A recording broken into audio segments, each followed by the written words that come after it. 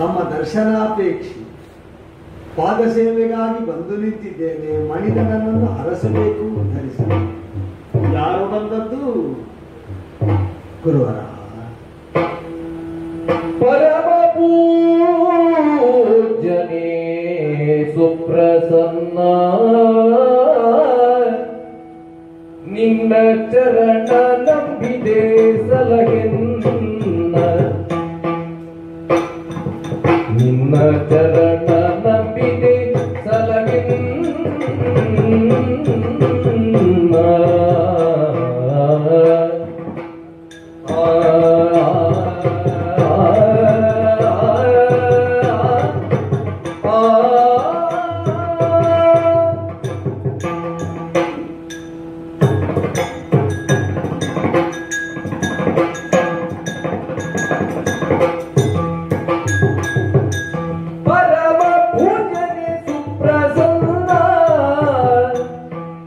ನಿನ್ನ ಚರಣ ನಂಬಿದೆ ಸಲಗೆನ್ನ, ನಿನ್ನ ಚರಣ ನಂಬಿದೆ ಸಲಗೆನ್ನ. ಗುರುಕುಲ ಅರಸುತ ಹರಿ ತಂದೆ ನಿಲ್ಲಿಗೆ, ಗುರುಕುಲ ಅರಸುತ ಹರಿ ತಂದೆ ನಿಲ್ಲಿಗೆ. ಶರವಿದ್ಯೆ ಅರುಹಿ ಸಂಸ್ಕರಿಸುವುದಯ ಸಿಂಧು, ಶರವಿದ್ಯೆ ಅರುಹಿ ಸಂಸ್ಕರಿಸುವುದಯ ಸಿಂಧು. ಪರಮ ಪೂಜನೆ ಸುಪ್ರಸನ್ನ, ನಿನ್ನ ಚರಣ ನಂಬಿದೆ ಸಲಹಿನ. ಪರಮ ಪೂಜ್ಯನೇ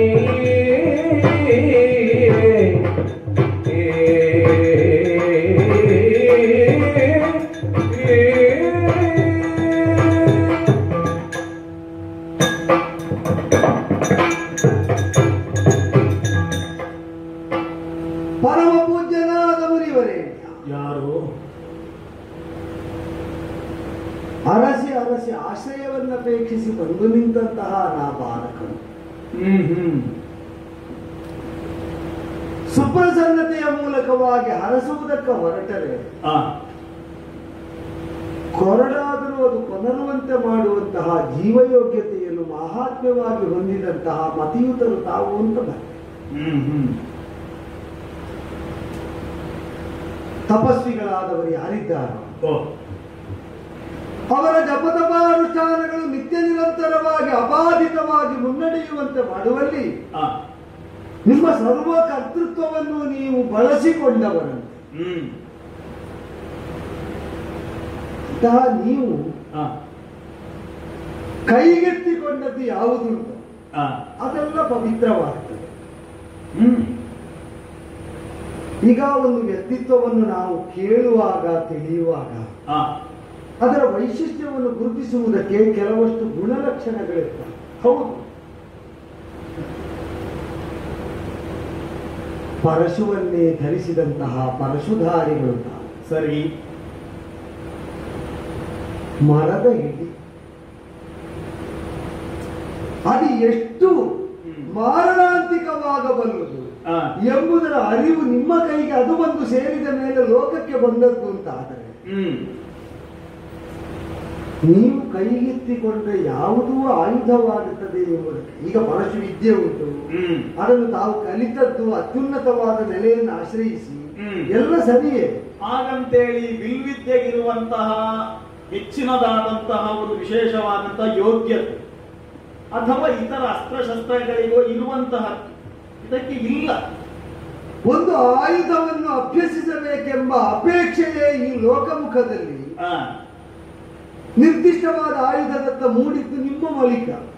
ಅಂದ್ರೆ ಒಬ್ಬರು ಉಪಯೋಗಿಸಿದ ಕ್ರಮದಿಂದ ನಾವು ಅಂತದನ್ನು ಕಲಿಯಬೇಕು ಅಂತ ಕಾಣುವುದಕ್ಕೆ ತೊಡಗಿದ್ರೆ ಮಾರ್ಗ ಪ್ರವರ್ತಕರಾಗುತ್ತೀರಿ ನಾವು ಆ ವಿಷಯದಲ್ಲಿ. ಪರಶುಧಾರಿಗಳಾದ ನೀವು ಪರಶು ವಿದ್ಯೆಯತ್ತ ಆಕೃಷ್ಟರಾಗಿ ಕೆಲವರಾದರೂ ಅದನ್ನು ಅರಿಯುವಲ್ಲಿ ಪ್ರಚೋದಕರಾಗಿ ಪ್ರೇರಕರಾಗಿ ಉತ್ಸಾಹದ ಚಿಲುಮೆಯಾಗಿ ಒದಗಿ ನಿಂತಿದ್ದೀರಿ ಎಂಬ ನಿಮ್ಮ ಚಾರಿತ್ರ್ಯ ವಿಶೇಷ ಏನುಂಟೋ ಅದನ್ನು ಕೇಳಿಯೇ ನಾ ಆಕರ್ಷಿತರಾಗಿ ಇಲ್ಲಿಯ ತನಕ ಬಂದವರು. ವರ್ತಮಾನ ಕಾಲದಲ್ಲಿ ಸಹಜವಾದದ್ದೇ. ನಾವು ಕಾಣುವಂತಹ ರಂಗದಲ್ಲಿ ಒಂದು ಅತ್ಯುತ್ತಮವಾದಂತಹ ಪ್ರದರ್ಶನವನ್ನು ನೀಡುತ್ತಾ ನಮ್ಮ ಸಾಮಾನ್ಯವಾದಂತಹ ಭಾಷೆಯಲ್ಲಿ ಹೇಳುವುದಾದರೆ ಒಬ್ಬ ರಂಗಭಟ ಎದುರಿಗೆ ನಿಂತರೆ ಸಾಮಾನ್ಯರಾದವರಿಗೆ ಅದು ಸಹಜವಲ್ವ, ನಾವೊಮ್ಮೆ ಹಾಗೆ ಆಗಬೇಕು ಎನ್ನುವುದಾಗಿ. ನನ್ನದಿದ್ರಲ್ಲಿ ದೊಡ್ಡಸ್ತಿಕೆ ಏನೂ ಇಲ್ಲ. ನಾವು ಇವತ್ತಿಗೆ ಕೂಡ ಹೇಳುವುದು ಇದನ್ನು ಕೊಟ್ಟಂತಹ ಪರಶಿವನ ಅನುಗ್ರಹ ಎನ್ನುವುದಾಗಿ. ನೀವು ಹಾಗೆ ಹೇಳುತ್ತಲೇ ಬೇಕಾದವರಿಗೆ ಬೇಕಾದನ್ನು ಕೊಡುವಾಗ ಪರಶಿವನ ಅನುಗ್ರಹವನ್ನು ನಾವು ಪಡೆಯುವುದಕ್ಕೆ ಪರಶಿವನಿಗಿಂತ ಸುಲಭವಾಗಿ ಆಶ್ರಯಿಸಬಹುದಾದದ್ದು ಗುರುವಿನ ಮೂರ್ತಿಯಾಗಿ ನಿಮ್ಮನ್ನು. ಅಲ್ಲ, ಧನುಷರಗಳಲ್ಲಿ ಏನು ಸ್ವಾಮಿ ಯೋಗ್ಯತೆ ಇದ್ರೆ ಅಲ್ಲಿ ವಿಶ್ವೇಶ್ವರನಲ್ಲಿ ಇದು ಸಾಕು, ಜೀವ ಯೋಗ್ಯತೆ ಬೇಕು. ವಿಶ್ವೇಶ್ವರನನ್ನು ಬಿಟ್ಟು ನಿಮ್ಮ ವ್ಯವಹಾರ ಇಲ್ಲ ಅಂತ ನನಗೆ ಗೊತ್ತು. ಹೌದು, ಹಾಗೆ ಅಂತ. ಈಗ ಆ ಸ್ಫೂರ್ತಿಯನ್ನು ಒಳಗೊಂಡ ಈ ಮೂರ್ತಿಯನ್ನು ನಾನು ಆರಾಧಿಸಿದರೆ ಅಪಚಾರ ಆಗಲಿಕ್ಕಿಲ್ಲ ತಾನೆ. ವಿಶ್ವೇಶ್ವರ ಸ್ಫೂರ್ತಿಯನ್ನು ಅಂತರ್ಭಾವದಲ್ಲಿ ಇರಿಸಿಕೊಂಡು ಬೆಳೆದು ಬೆಳೆದು ಬೆಳೆದು ಲೋಕದಲ್ಲಿ ತಾನೇ ಆರಾಧ್ಯ ಮೂರ್ತಿಯಾಗಿ ಪರಿವರ್ತಿತವಾಗಿರುವಾಗ ನಾವು ಇದರ ಮೂಲಕವಾಗಿ ಉಪಾಧಿಯಿಂದ ಸತ್ವವನ್ನು ಗ್ರಹಿಸುವಂತೆ ಗುರುಮೂರ್ತಿಯನ್ನೇ ಉಪಾಧಿಯಾಗಿಸಿಕೊಂಡು ಪರಮೇಶ್ವರ ಬೇಡ ವಿಶ್ವೇಶ್ವರ ಸಹ ಒಂದು ಅನುಗ್ರಹವನ್ನೇ ನಾವು ಸಂಪಾದಿಸುವುದಕ್ಕೆ ಹೊರಟ್ರೆ ಅಂದ್ರೆ ನಿಮಗೆ ಪ್ರಿಯವಾದ ಪ್ರಯೋಗ ಅದು ಅಂತ ಅದನ್ನೇ ಆಯ್ಕೆ ಮಾಡಿ ಹೇಳಿದ್ದು ಅಲ್ಲ. ನೀನು ಆಡುವಾಗ ನನ್ನ ಮನಸ್ಸಿಗೆ ಬಂದದ್ದು ಏನು ಅಂತ, ಈಗ ನಿನ್ನ ಬಗ್ಗೆ ನಾನು ಅರಿಯಬೇಕಷ್ಟೇ. ಹೌದೌದು. ಹಾಗಂತೇಳಿ ಒಂದು ಅದರಲ್ಲಿ ತೊಡಕು ಬರ್ತದೆ. ಯಾಕೆ ಬಲ್ಲೆಯ ಸುಂದರವಾಗಿರುವಂತಹ ಮೂರ್ತಿಗಳಲ್ಲಿ ಕಳೆ ಇರಬೇಕಾದದ್ದಿಲ್ಲ, ಸಾನ್ನಿಧ್ಯ ಇರಬೇಕಾದದ್ದಿಲ್ಲ. ಹಾಗಂತೇಳಿ ಪುರಾತನವಾದಂತಹ ಮೂರ್ತಿ ಕಾಣುವುದಕ್ಕೆ ಸೌಂದರ್ಯವಿಲ್ಲ, ಸೂಕ್ಷ್ಮವಾದಂತಹ ಕುಸಿರಿ ಕೆಲಸಗಳಿಲ್ಲ ಎನ್ನುವಂತಹ ಉದ್ದೇಶಕ್ಕೆ ಅದರಲ್ಲಿ ಸಾನ್ನಿಧ್ಯ ಇಲ್ಲ ಎನ್ನುವುದಾಗಿ ಕೂಡ ನಾವು ಆಡುವುದಕ್ಕೆ ಆಗುವುದಿಲ್ಲ. ನಾವೆಲ್ಲರೂ ಕೂಡ ನಾನು ವೈಯಕ್ತಿಕವಾಗಿ ನಾನು ಆಡುವುದೇನು ಬಲ್ಲೆ, ನಾವು ಆರಾಧಿಸಬೇಕಾದದ್ದು ಆ ಮೂಲ ವಿಗ್ರಹವನ್ನೇ ಹೊರತಾಗಿ ಎಲ್ಲಿಯೋ ಹೊರಗಿರುವಂತಹ ಸಾನ್ನಿಧ್ಯ ಕಡಿಮೆ ಇರುವಂತಹ ಇಲ್ಲಿ ಬಂದ್ರೆ ಆಗ್ತದ ಎನ್ನುವುದನ್ನು. ಈಗ ಶಿಲ್ಪವನ್ನೇ ತಾವು ಉಲ್ಲೇಖಿಸಿದ್ದರಿಂದ ಗುರುವಾರ ಸನ್ನಿಧಾನದಲ್ಲಿ ಪ್ರತಿನುಡಿಯುತ್ತೇನೆ ಅಂತ ತಪ್ಪು ತಿಳಿಯಲ್ಲಪ್ಪ.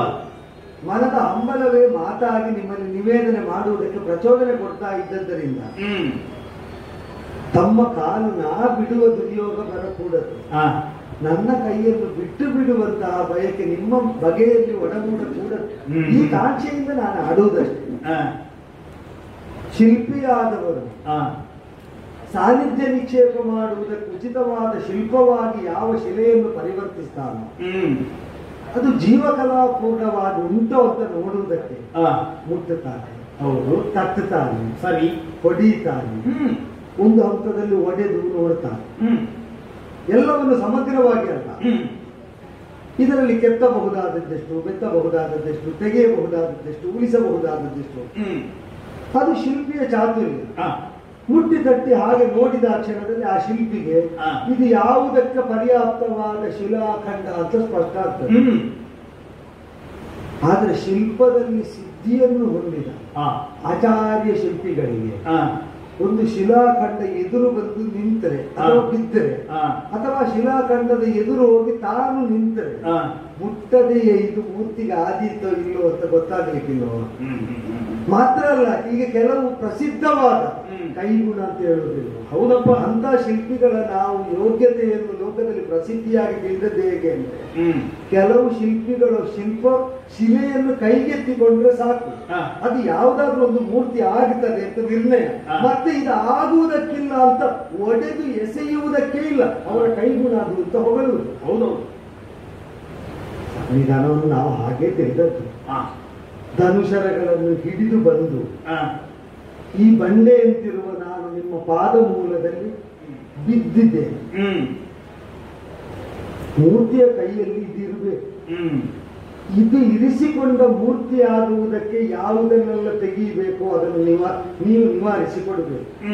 ಯಾವುದೆಲ್ಲ ಉಳಿಸಬೇಕು ಅದನ್ನು ತಾವು ಉಳಿಸಿ ಬೆಳೆಸಬೇಕು. ಮಾತ್ರ ಅಲ್ಲ, ಎಲ್ಲಿ ಯಾವುದು ಹೇಗೆ ಎಷ್ಟು ಇದ್ದರೆ ಈ ಮೂರ್ತಿ ಸರ್ವಾಂಗ ಸೌಂದರ್ಯದಿಂದ ಸಕಲಾವಯವ ಸಮನ್ವಯತೆಯಿಂದ ಕಂಗೊಳಿಸ್ತದೆ. ಹಾಗೆ ಶರವಿದ್ಯಾ ನೈಪುಣ್ಯವನ್ನು ಹೊಂದುವಲ್ಲಿ ಶರಧಿ ಸಮಗಾಂಭೀರ್ಯವನ್ನು ಹೊಂದಿದಂತಹ ತಪೋ ಶರಧಿ ಎನಿಸಿದ ತಾವು ನನ್ನನ್ನು ಅನುಗ್ರಹಿಸಬೇಕು ಅಂತ ಯಾಚಿಸುವುದು. ಅನುಗ್ರಹಿಸಬಹುದಿತ್ತು,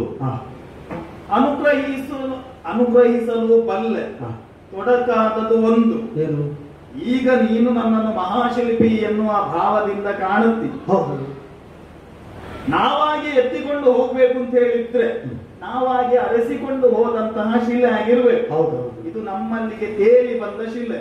ಇದೀಗ ಉಳಿ ಮತ್ತೆ ಸುತ್ತಿಗೆಯನ್ನು ಎತ್ತಿಕೊಳ್ಳುವುದಕ್ಕಿಂತ ಮೊದಲಾಗಿ ಶಿಲ್ಪದ ಪರೀಕ್ಷೆ ಆಗ್ಬೇಕಲ್ವಾ? ಇದು ಎಲ್ಲಿತ್ತು ಹೇಗಿತ್ತು ಅಂತ ನೀವಾಗಿ ಸಮೀಪಿಸಿದ್ದಲ್ಲವಾದ್ದರಿಂದ ಶಿಲೆ ಬಂದು ಪಾದಮೂಲದಲ್ಲಿ ನೆಲೆಯಾದದ್ದರಿಂದ ಭಿನ್ನಯಿಸಿಕೊಳ್ಳುವುದಾದರೆ ನಾನು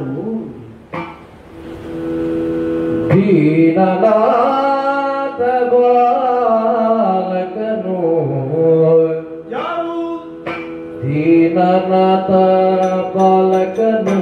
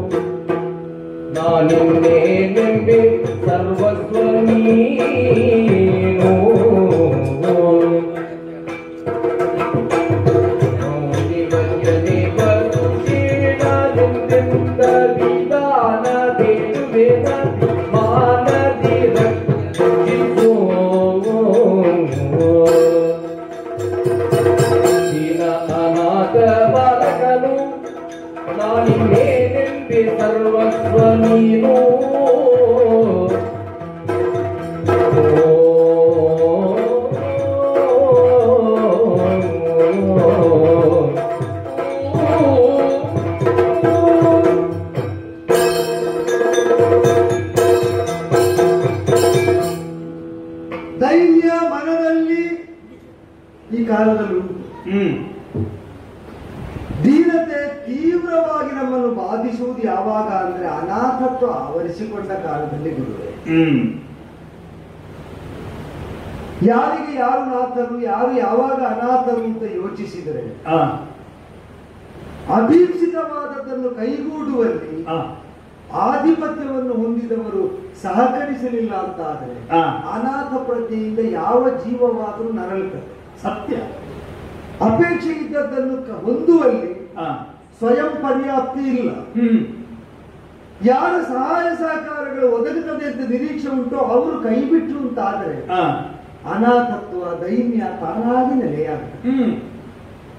ಆ ನೆಲೆಯಿಂದ ನೋಡಿದರೆ ದೀನನು ಅನಾಥನೂ ನಾನು. ಯಾಕೆ ಅಂದ್ರೆ ಹೊಂದಬೇಕಾದ ಶರವಿದ್ಯೆಯನ್ನು ನನಗೆ ಹೊಂದಿಸುವಲ್ಲಿ ಆಸಕ್ತಿ ನನಗಿದ್ದರೂ ಕೂಡ ಆನುಕೂಲ್ಯ ಒದಗಿ ಬರಲಿಲ್ಲ. ನಿನಗೆ ಇವರೇ ಉದ್ಧಾರಕರಾಗುತ್ತಾರೆ, ಇವರೇ ನಿನಗೆ ಬೋಧಕರಾಗುತ್ತಾರೆ, ಕಾರಕರಾಗುತ್ತಾರೆ, ಧಾರಕರಾಗುತ್ತಾರೆ, ಪ್ರೇರಕರಾಗುತ್ತಾರೆ ಅಂತ ಯಾರೂ ಸರಿಯಾಗಿ ಮಾರ್ಗದರ್ಶನ ಮಾಡಿದ್ದಿಲ್ಲ. ಅಪೇಕ್ಷೆ ಅಂತರಂಗದಲ್ಲಿ ಹುದುಗಿರುವುದು ಸುಳ್ಳಲ್ಲ. ಆ ಕಾಲದಲ್ಲಿ ನಿಮ್ಮ ಇತಿವೃತ್ತವನ್ನು ಮಹಾತ್ಮ ವಿಶೇಷವನ್ನು ಕೇಳಿದ ನಾನು ಗುರುವರ್ಯ ಮಗು ಸರ್ವಸ್ವ ನೀವು ಅಂತ ನಂಬಿ ಬಂದು ಇಲ್ಲಿ ಬಿದ್ದಿದ್ದೆ. ಆಸಕ್ತಿ ಇರುವ ಕ್ಷೇತ್ರದ ಸಂಕೇತವಾಗಿ ಧನುಷರಗಳು ಕೈಯಲ್ಲುಂಟು. ಕಲಿಯುವುದಕ್ಕೆ ಸನ್ನದ್ಧವಾದ ಮನಸ್ಸು ನಿಮ್ಮ ಪಾದ ಸೇವೆಯನ್ನು ಮಾಡುವ ಆಸಕ್ತಿಯಲ್ಲಿ ನಿಮ್ಮ ಪಾದ ಮೂಲದಲ್ಲಿ ಇದೋ ಹೀಗೆ ಬಿದ್ದುಕೊಂಡಿತ್ತು. ವಸುಷೇಣ ಅಂತ ಹೆಸರು. ವಸುಷೇಣ ಮಗು. ವಸುಷೇಣನಾದಂತಹ ನಾನು ಹೊತ್ತ ಕವಚದಿಂದಲೂ ಧರಿಸಿದ ಕುಂಡಲದಿಂದಲೂ ನನ್ನನ್ನು ನಾನು ತಿಳಿಯುವುದಕ್ಕೆ ತೊಡಗಿದಾಗಲೇ ಇದ್ದೆ. ಓಹೋ, ಕವಚ ಕುಂಡಲ ಸಮನ್ವಿತನಾಗಿ ನನ್ನ ಪ್ರಜ್ಞಾಜಾಗೃತಿ ಆದಲ್ಲಿಂದ ಕಾಣಿಸಿಕೊಂಡ ನಾನು ಇದರಿಂದಾಗಿ ತಾವು ಪರಿಗ್ರಹಿಸಬೇಕು ಅಂತ ಹೇಳಿದ್ದಲ್ಲ, ಇದರಿಂದ ಆವೃತನಾಗಿ ಇದ್ದದ್ದರಿಂದ ಅಂತರಂಗ ಯಾರಿಗೂ ಅರಿವಿಗೆ ಬರಲಿಲ್ಲವೋ ಏನು, ಅಪೇಕ್ಷೆ ಯಾರ ಮನಸ್ಸಿಗೂ ಅರಿಕೆ ಆಗಲಿಲ್ಲವೋ ಏನು. ಆದರೆ ವಸುಶೇನನ ಅಂತರ ಇದು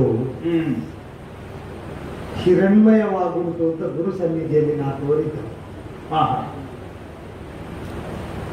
ಹಿರಣ್ಮಯವಾದ ಪಾತ್ರದ ಒಳಗಿರುವ ಸತ್ಯದ ಸ್ವರೂಪವನ್ನು ಗ್ರಹಿಸುವ ಧೀಮಂತಿಕೆ ಇದ್ದ ಗುರುಗಳು ತಾವಾದ್ದರಿಂದ ಈ ಪಾತ್ರ ಹಿರಣ್ಮಯವಾಗಿದೆ, ಅಂತರಂಗದ ಸತ್ಯ ಸಂವಿಧಾನಕ್ಕೆ ವೇದ್ಯ ಆದರೆ ಕರಾವಲಂಬನವನ್ನೇ ಬೇಕು, ಉದ್ಧರಿಸಬೇಕು, ವಸುಶೇನ ಅಂತ ನನ್ನ ಹೆಸರು. ಮಗು ನೋಡಿದ ಕೂಡಲೇ ನನ್ನ ಮನದಲ್ಲಿ ನಿನ್ನ ಕುರಿತಾಗಿ ಹೊಂದಿದಂತಹ ಒಂದು ಭಾವ, ಎದುರಿಗೆ ನಿಂತದ್ದು ಒಬ್ಬ ತರುಣ. ನೀನು ಹೇಳಿದಾಗೆ ನಮ್ಮಲ್ಲಿರುವಂತಹ ಜೀವಯೋಗ್ಯತೆ ಎನ್ನುವುದಾಗಿ ನಾನು ಅಹಂಕಾರದಿಂದ ನುಡಿಯುವುದಿಲ್ಲ. ಅಂಥದ್ದು ಏನಾದ್ರೂ ಬಂದಿದ್ರೆ ನಮ್ಮ ಪರಂಪರೆಯಿಂದ ಎನ್ನುವಂತ ವಿಶ್ವಾಸದಿಂದ ನಾನು ಆಡುವಂತಹದ್ದು. ಸರಿ, ತರಣಿಕೋಟಿ ಪ್ರಕಾಶದಿಂದ ಬೆಳಗುತ್ತಿದ್ದೀನಿ. ಪರಗುಣ ಪರಮಾಣುವನ್ನಾದರೂ ಪರ್ವತ ಮಾಡುವುದಂದ್ರೆ ಹೀಗೆ ಇರಬೇಕು. ಎಲ್ಲೋ ಸ್ವಲ್ಪ ವರ್ಚಸ್ಸು ಓಜಸ್ಸು ಕಂಡ್ರೆ ಅದನ್ನೇ ಕೋಟಿ ಸೂರ್ಯ ಪ್ರಭೆ ಅಂತ ತಾವು ಹೇಳ್ಬೇಕಾದ್ರೆ ನಿಮ್ಮ ಮಾತಿನಿಂದ ಆಗಲಿ ಸ್ವಾಮಿ. ಯಾಕೆ ಬಲ್ಲೆಯ, ಒಂದರ್ಥದಲ್ಲಿ ನಿನ್ನ ಮುಖದ ತೇಜಸ್ಸು ಕಾರಣ. ಒಂದು ರೀತಿಯಾಗಿ ನಾನು ಹೇಳಬೇಕ ಮಗು, ನೀನು ನನಗೆ ಶಿಷ್ಯನಾಗಿದ್ದೀಯೋ ನಾನು ನಿನಗೆ ಗುರುವಾಗಿದ್ದೇನೋ ಎನ್ನುವಂತಹ ಮಾತು ಬದಿಗಿಡುವ. ಅಯಾಚಿತವಾಗಿ ನಾನು ಯೋಚನೆ ಮಾಡದೆ ನಿನ್ನನ್ನು ಪರೀಕ್ಷೆಗೆ ಒಡ್ಡಿ ಆಯಿತು. ಪರೀಕ್ಷೆ ಮಾಡಿದ್ದು ಇಲ್ಲದಿದ್ದರೆ ನಾನಾಡಿದಂತಹ ಮಾತಿನ ಎಳೆಯನ್ನೇ ನೀನು ಹಿಡಿದು ಆ ಮಾತನ್ನು ಉದ್ಧರಿಸಿದ್ದನ್ನು ನೋಡುವಾಗ ನಿಜಾರ್ಥದಲ್ಲಿ ನಮ್ಮಲ್ಲಿ ಹೇಳುತ್ತಾರೆ, ಯಾರು ಸೂರ್ಯನನ್ನು ಮೇಲೆತ್ತುತ್ತಾರೆ ಎನ್ನುವುದಾಗಿ ಗುರುಗಳು ಹೇಳುವಂತಹ ಮಾತು. ಸೂರ್ಯನನ್ನು ಮೇಲೆತ್ತುವಂತಹದ್ದು ವೇದ ಎನ್ನುವುದಾಗಿ. ಜ್ಞಾನಕಾರಕನಾದಂತಹ ಸೂರ್ಯನಿಗೆ ವಿಶೇಷವಾದಂತಹ ವೇದ ಪ್ರಕಾಶ ಎನ್ನುವಂತಹ ಹೆಸರು ಉಂಟು. ಸರಿ, ಆದುದರಿಂದಲೇ ಏನೋ ಒಂದು ಧೀಶಕ್ತಿ ನಿನ್ನಲ್ಲಿ ಉಂಟು. ಆಡುವಾಗ ಹೇಳ್ತಿ ದೀನನಾಗಿ ಬಂದಿದ್ದೇನೆ, ರಕ್ಷಕರು ಯಾರಿಲ್ಲ, ಅನಾಥ ಪ್ರಜ್ಞೆಯಲ್ಲಿದ್ದೇನೆ ಎನ್ನುವಂತಹ ಕಾರಣದಿಂದಲಾಗಿ ನಮಗೆ ಬೇಕಾದ್ದಕ್ಕೆ ಆಶ್ರಯ ಕಲ್ಪಿಸುವವರು ಯಾರು ಇಲ್ಲದಿರುವಾಗ ನನ್ನಂತವರಿಗೆ ನೀವೇ ಹೋದ್ರೆ ಅನಾಥೋ ದೈವ ರಕ್ಷಕ ಎನ್ನುವ ಮಾತಿನಂತೆ ಗುರು ಸನ್ನಿಧಾನದಲ್ಲಿ ದೈವವನ್ನು ಕಂಡಿದ್ದೇನೆ, ನನ್ನ ಕರಾವಲಂಬನವನ್ನು ಮಾಡಬೇಕು ಎನ್ನುವಂತಹ ಮಾತನ್ನು ಆಡಿದ್ದೀನಿ. ನಿನ್ನ ಇಚ್ಛೆ ಇರುವುದು ಸತ್ಯ ಮಗನೇ. ಹಾಗಂತೇಳಿ ಕೊಡುವಂತಹ ಈ ದೈವಕ್ಕೆ ಕೂಡ ಕೆಲವೆಲ್ಲ ಒಂದು ಸಂಕಲ್ಪಗಳು ಉಂಟಲ್ವ. ದೈವವನ್ನು ಹೊಂದುವಲ್ಲಿ ವಿಧಿ ನಿಷೇಧ ಅರ್ಥ ಆಗ್ತದೆ, ದೈವಕ್ಕೆ ಯಾವ ವಿಧಿ ಯಾವ ನಿಷೇಧ? ಈಗ ಭಕ್ತನ ರೂಪದಲ್ಲಿರುವಂತಹ ನೀನು ನನ್ನಲ್ಲಿ ಅಪೇಕ್ಷೆ ಪಟ್ಟದ್ದೇನು? ವಿದ್ಯಾಭ್ಯಾಸ ಮಾಡುವುದಕ್ಕೆ ಅವಕಾಶ ಕಲ್ಪಿಸಿ ಅಂತೆವಾಸಿಯಾಗಿ ಗುರು ಶುಶ್ರೂಷೆ ಮಾಡುವ ಒಂದು ಅವಕಾಶ ನನಗೆ ಕೊಟ್ಟು ಬಿಡಬೇಕು. ಅದರಲ್ಲಿಯೂ ಕೂಡ ಶರವಿದ್ಯೆಗಳನ್ನು ಹೌದು ಹೌದು ಕೊಡ್ಲಿಕ್ಕೆ ಆಗ್ತದಂತ ನಾನು ಯೋಚನೆ ಮಾಡಬೇಡ. ಯೋಚನೆ ಮಾಡಿ ಕೊಡ್ಲಿಕ್ಕೆ ಹೇಗಾಗ್ತದೆ ಅಂತ ಯೋಚನೆ ಮಾಡಬಾರ್ದು ಗುರುಗಳಿಗೆ. ಮತಿವಂತ ಸಾಧು ಸಂತರಿಗೆ ಮತಿವಂತ ಸಾಧು ಸಂತರಿಗೆ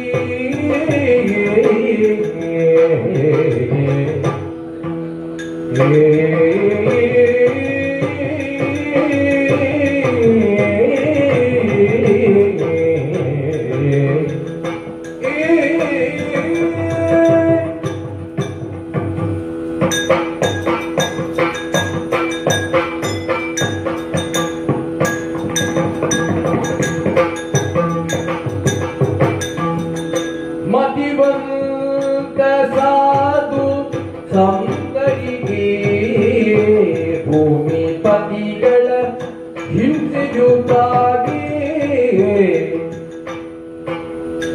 ಭೂಮಿ ಪತಿಗಳ ಹಿಂಸೆಯುತ್ತಾಗೆ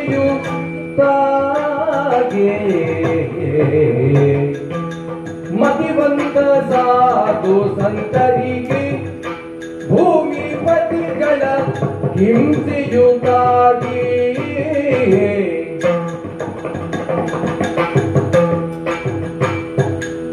ಚಿತಿ ಬಂದು ಭಾರವೇ ಹತಿಸೆಂದು ಧ್ಯಾನಿಸಿ ಚಿತಿ ಬಂದು ಭಾರವೇ ಹತಿಸೆಂದು ಧ್ಯಾನಿಸೆ ಮತನ ಗೈದನು ರಾಜ ಕತಿಗೆ ಮರೂಪನು ಕ್ಷಿತಿ ಬಂದು ಬಾರವೆ ಅತಿ ಸಿಂಧು ಧ್ಯಾನಿಸಿ ಮತನ ಗೈದನು ರಾಜ ಕತಿ ಸಿಂಧು ರೂಪನು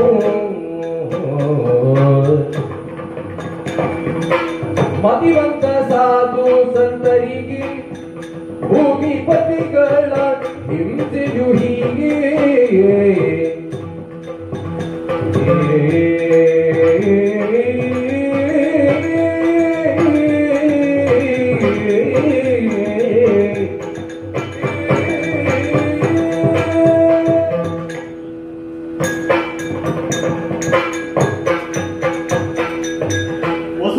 ವಸುಶಯನ ಗುರುವರ ಭೂಮಿ ನಿಂತಿರುವುದು ಯಾವುದರ ಮೇಲೆ ಎನ್ನುವಂತಹ ಪ್ರಶ್ನೆಗೆ ಪ್ರಾಜ್ಞರಾದವರು ಆಡಿದಂತಹ ಮಾತು ಭೂಮಿ ನಿಂತಿರುವುದು ಧರ್ಮದ ಮೇಲೆ ಎನ್ನುವುದಾಗಿ.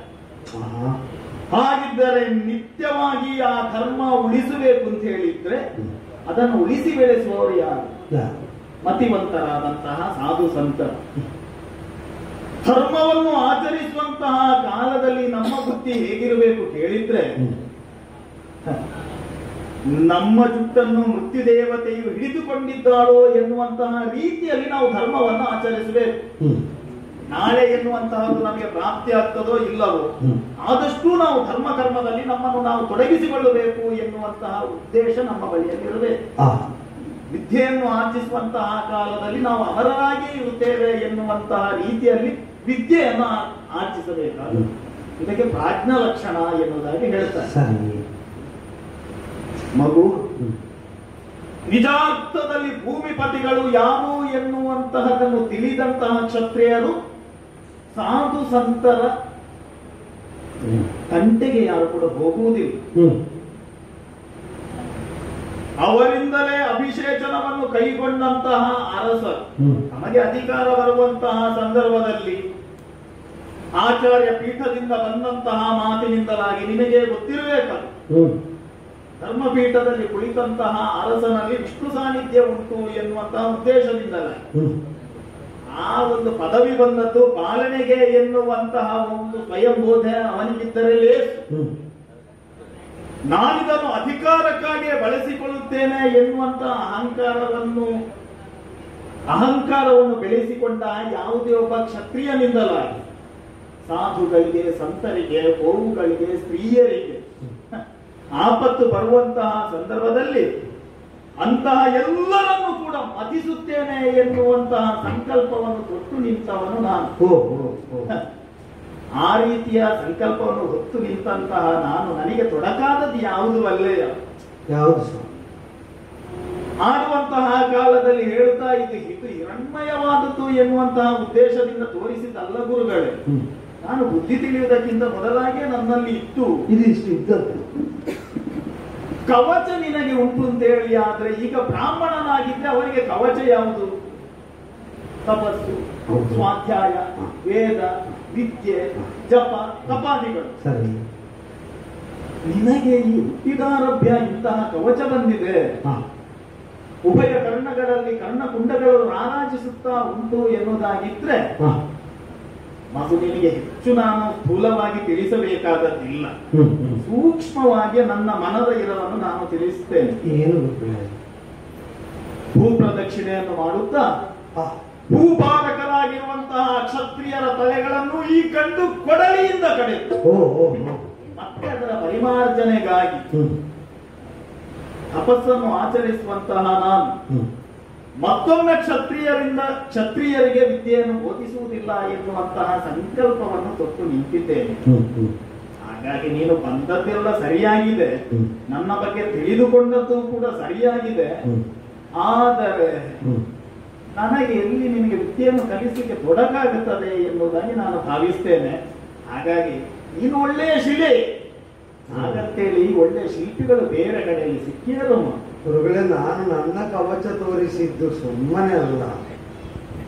ಕ್ಷತ್ರಿಯ ದೇಹ ಕವಚದ ಒಳಗೆ ಹುದುಗಿದ ಸತ್ವವನ್ನಾದರೂ ಪುರಸ್ಕರಿಸಿದ ಮಹಿಮರು ತಾವು. ನಾ ಕ್ಷತ್ರಿಯ ಅಲ್ಲ ಗುರುಗಳೇ, ನಾ ಕ್ಷತ್ರಿಯ ಅಲ್ಲ. ಮತ್ತೆ ತಿಳಿದು ಬಂದೀರ್ಪಿನಾನದನು, ತಿಳಿದು ಬಂದೀರ್ಪಿನಾನದನು, ಕ್ಷತ್ರಿ ಕುಲ ಜನನಲ್ಲ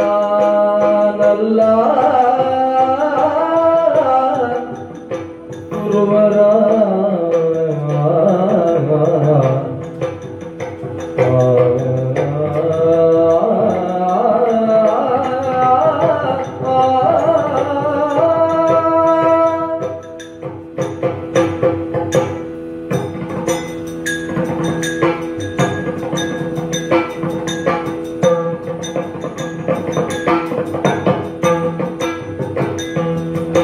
ತಿಳಿದು ಬಂದೀರ್ಪಿನಾನದನು,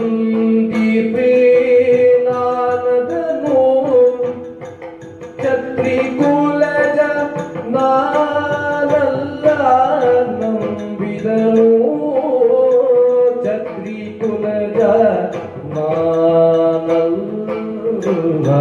ನಂಬಿದನು, ತಿಳಿದು ಬಂದಿದ್ದೇನಾನದನು, ಕ್ಷತ್ರಿ ಕುಲ ಜನನಲ್ಲ ನಂಬಿದನು,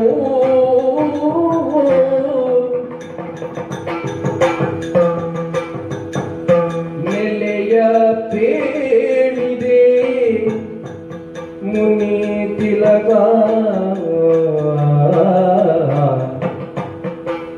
ನೆಲೆಯ ಪೇಳಿದೆ ಮುನಿ ತಿಲಕ, ನೀನು ಸಲಹು ಅಶ್ರು ಜಲವನ್ನು ಸುರಿಸಿದ,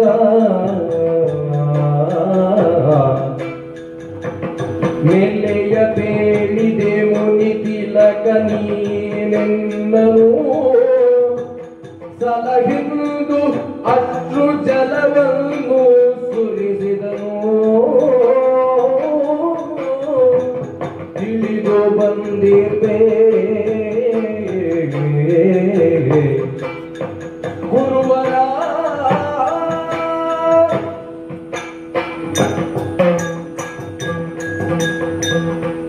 ನಿಮ್ಮ ವ್ಯಕ್ತಿತ್ವಕ್ಕೆ ಚಾರಿತ್ರ್ಯಕ್ಕೆ ಭಂಗ ತರುವ ಆಶಯವನ್ನಿರಿಸಿಕೊಂಡು ನಿಮ್ಮ ಬದುಕಿನ ವ್ರತದಂತೆ ನೀವು ಕಾಪಿಟ್ಟಂತಹ ಧ್ಯೇಯೋದ್ದೇಶಗಳನ್ನು ವಿಫಲವಾಗಿಸುವುದಕ್ಕೆ ಬಂದ ಅದಟು ಬಾಲಕ ನಾನಲ್ಲ.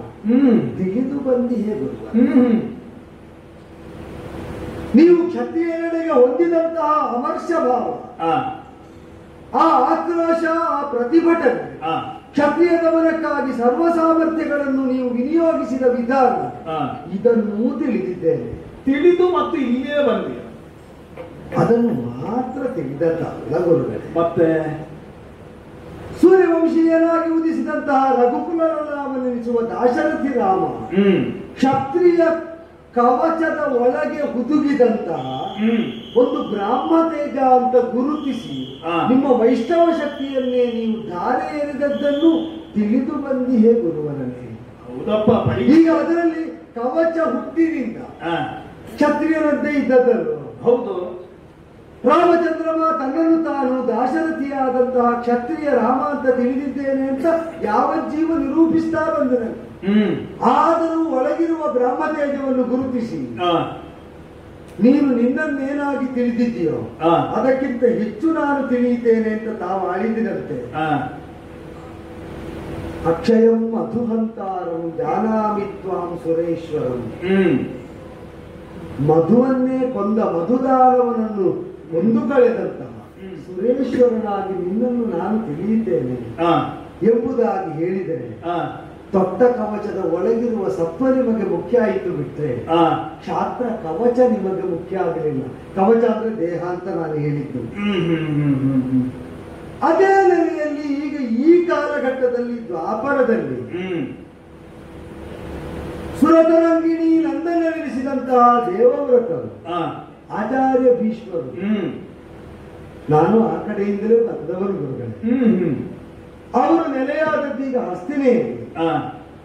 ಹಸ್ತಿನೆಯ ಕ್ಷಾತ್ರಕರ್ಮವನ್ನು ಸಸೂತ್ರವಾಗಿ ಸಮರ್ಥವಾಗಿ ನಿರ್ವಹಿಸ್ತಾ ಇರುವ ಅವರು ಕೂಡ ಕ್ಷಾತ್ರ ಪರಿಧಿಯ ಒಳಗೆ, ಕ್ಷಾತ್ರ ಕವಚದ ಒಳಗೆ ಹುದುಗಿರಬಹುದಾದ ವಿಶಿಷ್ಟ ತೇಜ ಎಂಬ ಭಾವದಲ್ಲಿ ತಾವು ಅನುಗ್ರಹ ಮಾಡಿದ್ರಂತೆ, ವಿದ್ಯೆಯನ್ನು ಕರುಣಿಸಿದ್ರಂತೆ. ಹೌದಪ್ಪ, ರಾಮ ಪರಶುರಾಮರ ಮುಖಾಮುಖಿಯಾದಂತಹ ಸಂದರ್ಭವನ್ನು ನೀನು ನೆನಪಿಸಿದ್ದಿ.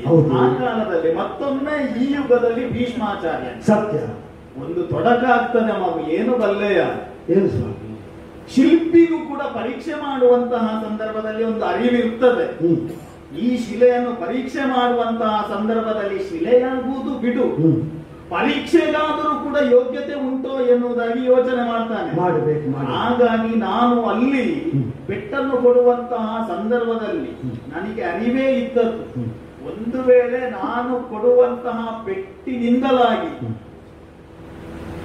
ನೋಯಬಹುದು ಹೊರತಾಗಿ ಸ್ಫೋಟ ಉಂಟಾಗಲಿಕ್ಕಿಲ್ಲ ಎನ್ನುವ ಖಂಡಿತವಾಗಲಿಕ್ಕಿಲ್ಲ. ಈ ಯುಗದಲ್ಲಿ ಕೂಡ ಹಾಗೆ ಎಷ್ಟಾದರೂ ಕೂಡ ನನ್ನ ಬಳಿಯೇ ಅಂತೆವಾಸಿ ಆಗಿದ್ದವ. ಗುರುಗಳೇ, ಒಂದು ಭರವಸೆ ಕೊಡ್ತೇನೆ. ನೀವು ಹೇಗೆ ತಟ್ಟಿ ಮುಟ್ಟಿ ಹೊಡೆದು ಬಡಿದು ನೋಡಿದರು, ಈ ಜನ್ಮದಲ್ಲಿ ಇದು ಒಂದು ಕ್ಷತ್ರಿಯ ಪೀಠವನ್ನು ಸಿಂಹಾಸನ ಅಂತ ಹುಟ್ಟಿ ಏರುವುದಕ್ಕಿದ್ದ ಜೀವ ಅಲ್ಲ. ಈಗ ಇದು ಪರೀಕ್ಷೆ ಮಾಡಿದ್ರೆ ಮಹಾಸ್ಫೋಟ ಆಗ್ಲಿಕ್ಕಿಲ್ಲ. ಇಲ್ಲ ಇಲ್ಲ, ಈಗ ಇಲ್ಲ ಇಲ್ಲ, ಈಗ ಪರೀಕ್ಷೆ ಮಾಡಿದ ಕ್ರಮದಿಂದ ಪರೀಕ್ಷಕರು ಹೇಳಬೇಕು ಬಿಟ್ರೆ ಇದರ ಒಳಗಿನಿಂದ ಇನ್ನು ವಿಚಿತ್ರವಾಗಿ ವಿಶಿಷ್ಟವಾಗಿ ಏನಾಗ್ಲಿಕ್ಕಿಲ್ಲ. ಯಾಕೆ ಅಂದರೆ ಈಗ ಒಬ್ಬಾತ ಪರಂಪರೆಯಿಂದ ತನ್ನ ನಂತರ ಉತ್ತರಾಧಿಕಾರಿ ನೀನು ಮಗನೇ ಅಂತ ಹೇಳುವ ಕ್ಷತ್ರಿಯ ಅಪ್ಪ ನನಗಿಲ್ಲದಿರುವ,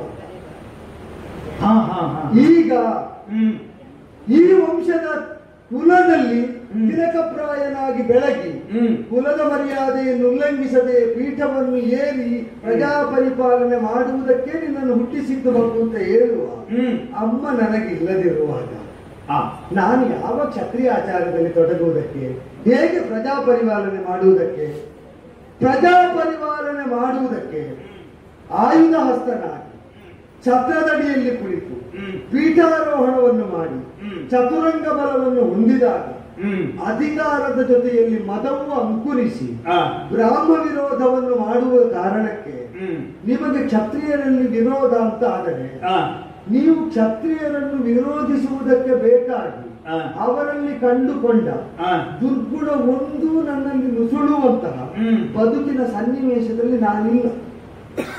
ನನಗೆ ಮತ ತಂದು ಕೊಡುವ, ಛಾತ್ರಾಹಂಕಾರವನ್ನು ತಂದು ಕೊಡುವ ಅಧಿಕಾರ ಇಲ್ಲ. ಅದನ್ನು ಅಂಕುರಿಸುವಂತೆ ಮಾಡಬಹುದಾದ ಹಿನ್ನೆಲೆಯನ್ನು ಬೋಧಿಸುವಂತಹ ತಂದೆ ತಾಯಿಗಳಿಲ್ಲ. ನಾನು ಕ್ಷತ್ರಿಯರಲ್ಲ. ಕ್ಷತ್ರಿಯ ಧರ್ಮಾಸಕ್ತಿ ಈಗ ಅರಿವೆಂಬುದನ್ನು ನಾನು ಹೊಂದುವುದಕ್ಕೆ ಬಯಸಿದ್ದೇನೆ, ಶಸ್ತ್ರವಿದ್ಯೆಯನ್ನು ನಾನು ಪರಿಗ್ರಹಿಸುವುದಕ್ಕೆ ಬಯಸಿದ್ದೇನೆ ಅಂತ ಬಿಟ್ರೆ ಇದರ ವಿನಿಯೋಗದಲ್ಲಿ ಹಿನ್ನೆಲೆಯಲ್ಲಿ ಒಂದು ಪ್ರಭುತ್ವ ಇಲ್ಲ, ಮುಂದೆ ಒಂದು ಪೀಠ ನನ್ನನ್ನು ಕಾಯ್ತಾ ಇಲ್ಲ. ನೀವು ಕಲಿಸಿದ ಬಲದಿಂದ ನಾ ಏರಬಹುದಾದ ಪೀಠ ನಿಮ್ಮ ಶಿಷ್ಯನೆಂಬ ಪೀಠ ಬಿಟ್ರೆ ಯಾವ ಪ್ರಭು ಪೀಠವೂ ಅಲ್ಲವಾದದ್ದರಿಂದ ನನಗೆ ಕಲಿಸು ಗುರುಗಳೇ ಒಂದು ಹೇಳ್ತೇನೆ, ಏನು ನಾ ಪ್ರಭುವಾಗುವ ಹಂಬಲ ಹೊತ್ತು ನಿಮ್ಮನ್ನು ಯಾಚಿಸುವುದಲ್ಲ. ನೀವು ಕೈ ಬಿಟ್ರೆ ಮತ್ತೆ ಯಾರನ್ನು ಸೇವಿಸಬೇಕು, ಯಾರಿಗೆ ಸೇವಕಾಗಬೇಕು ಅಂತಲೂ ಗೊತ್ತಿಲ್ಲದ ಒಂದು ದಯನೀಯ ಅವಸ್ಥೆಗೆ ಹೋಗಿಬಿಡ್ತೇನೆ. ಹಾಗೆ ಅಂದ್ರೆ ಗುರುಕುಲಕ್ಕೆ ಗುರುವೆನಿಸಿದ ಮಹಾಚಾರ್ಯರು ಪ್ರಾಚಾರ್ಯ ಸ್ವರೂಪರಾದಂತಹ ತಮ್ಮನ್ನು ತ್ರಿಮೂರ್ತಿ ಸ್ವರೂಪರಾಗಿ ಅಂಗೀಕರಿಸಿದ್ದೇನೆ. ಅದು ಆ ಪಾದಗಳನ್ನು ಕಮಲ ಅಂತ ಅಂಗೀಕರಿಸಿ ಸೇವಿಸುವುದಕ್ಕೆ ಸನ್ನದ್ಧವಾದ ಮೃಂಗದಂತೆ ಧಾವಿಸಿ ಬಂದ ನನ್ನ ಪಾಲಿಗೆ ಅದು ಮುಚ್ಚಿಕೊಂಡ್ರೆ ಈ ಹೊಟ್ಟೆಗೆ ಮತ್ತೆ ಏನು ರೋಗಿಲ್ಲ. ತಾವು ಕೃಪಣರಾಗಬಾರದು, ಉದಾರಿಗಳಾಗಬೇಕು. ಅದರಲ್ಲಿ ಸಿಕ್ಕಿದ್ದನ್ನು ಮಕರಂದ ಅಂತ ನಾನು ಹೀರಿ ಹೇಗೋ ಬದುಕಿ ಬಿಡ್ತೇನೆ ಗುರುಗಳೇ, ಒಂದು ದಯೆ ತೋರಿಸಿ. ಮಗು, ನಿಂತವನು ನನ್ನ ಕಾಲ ಬುಡದಲ್ಲಿ ಬಿತ್ತಿಯೋ? ಸತ್ಯ ಸತ್ಯ ಸತ್ಯ. ಕೂತವನು ನಾನು ಎದ್ದದ್ದು ಯಾಕೆ ಬಲ್ಲೆಯ? ಸಿದ್ಧನಾಗಿದ್ದೇನೆ ನಾನು. ಒಂದು ಸಾಕು, ಒಂದೇ ಒಂದು ಮಾತು ಸಾಕು ನೀನಾಡಿದ್ದು. ನೀನು ಕ್ಷತ್ರಿಯ ಕುಲದವನಲ್ಲ. ನಾನು ಪೀಠ ಏರ್ಲಿಕ್ಕೆ, ಪ್ರಭುತ್ವವನ್ನು ಹೊಂದುವುದಕ್ಕೆ ಆ ಕುಲದ ಹಿನ್ನೆಲೆ ನನಗಿಲ್ಲ. ಸಾಕು ಮಾತು. ವಿದ್ಯೆ ಬಯಸಿ ಬಗರು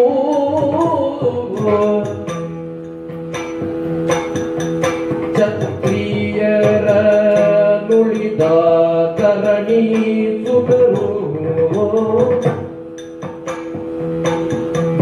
ವಿದ್ಯೆ ಬಯಸಿ ಬಗರು ಕ್ಷತ್ರಿಯರ ನುಳಿದ ಕರಣಿ ಸುಗರು ಬ್ರಹ್ಮಕುಲದಿ ಹುಟ್ಟಿದರೆ ಉಳಿಯನ್ನ ಶಿಷ್ಯತನದಿ ಬ್ರಹ್ಮಕುಲದಿ ಹುಟ್ಟಿದರೆ ಉಳಿಯನ್ನ ಶಿಷ್ಯತನದಿ ಒಲು ವಿದ್ಯೆ ಬಯಸಿ ಬಗರೋ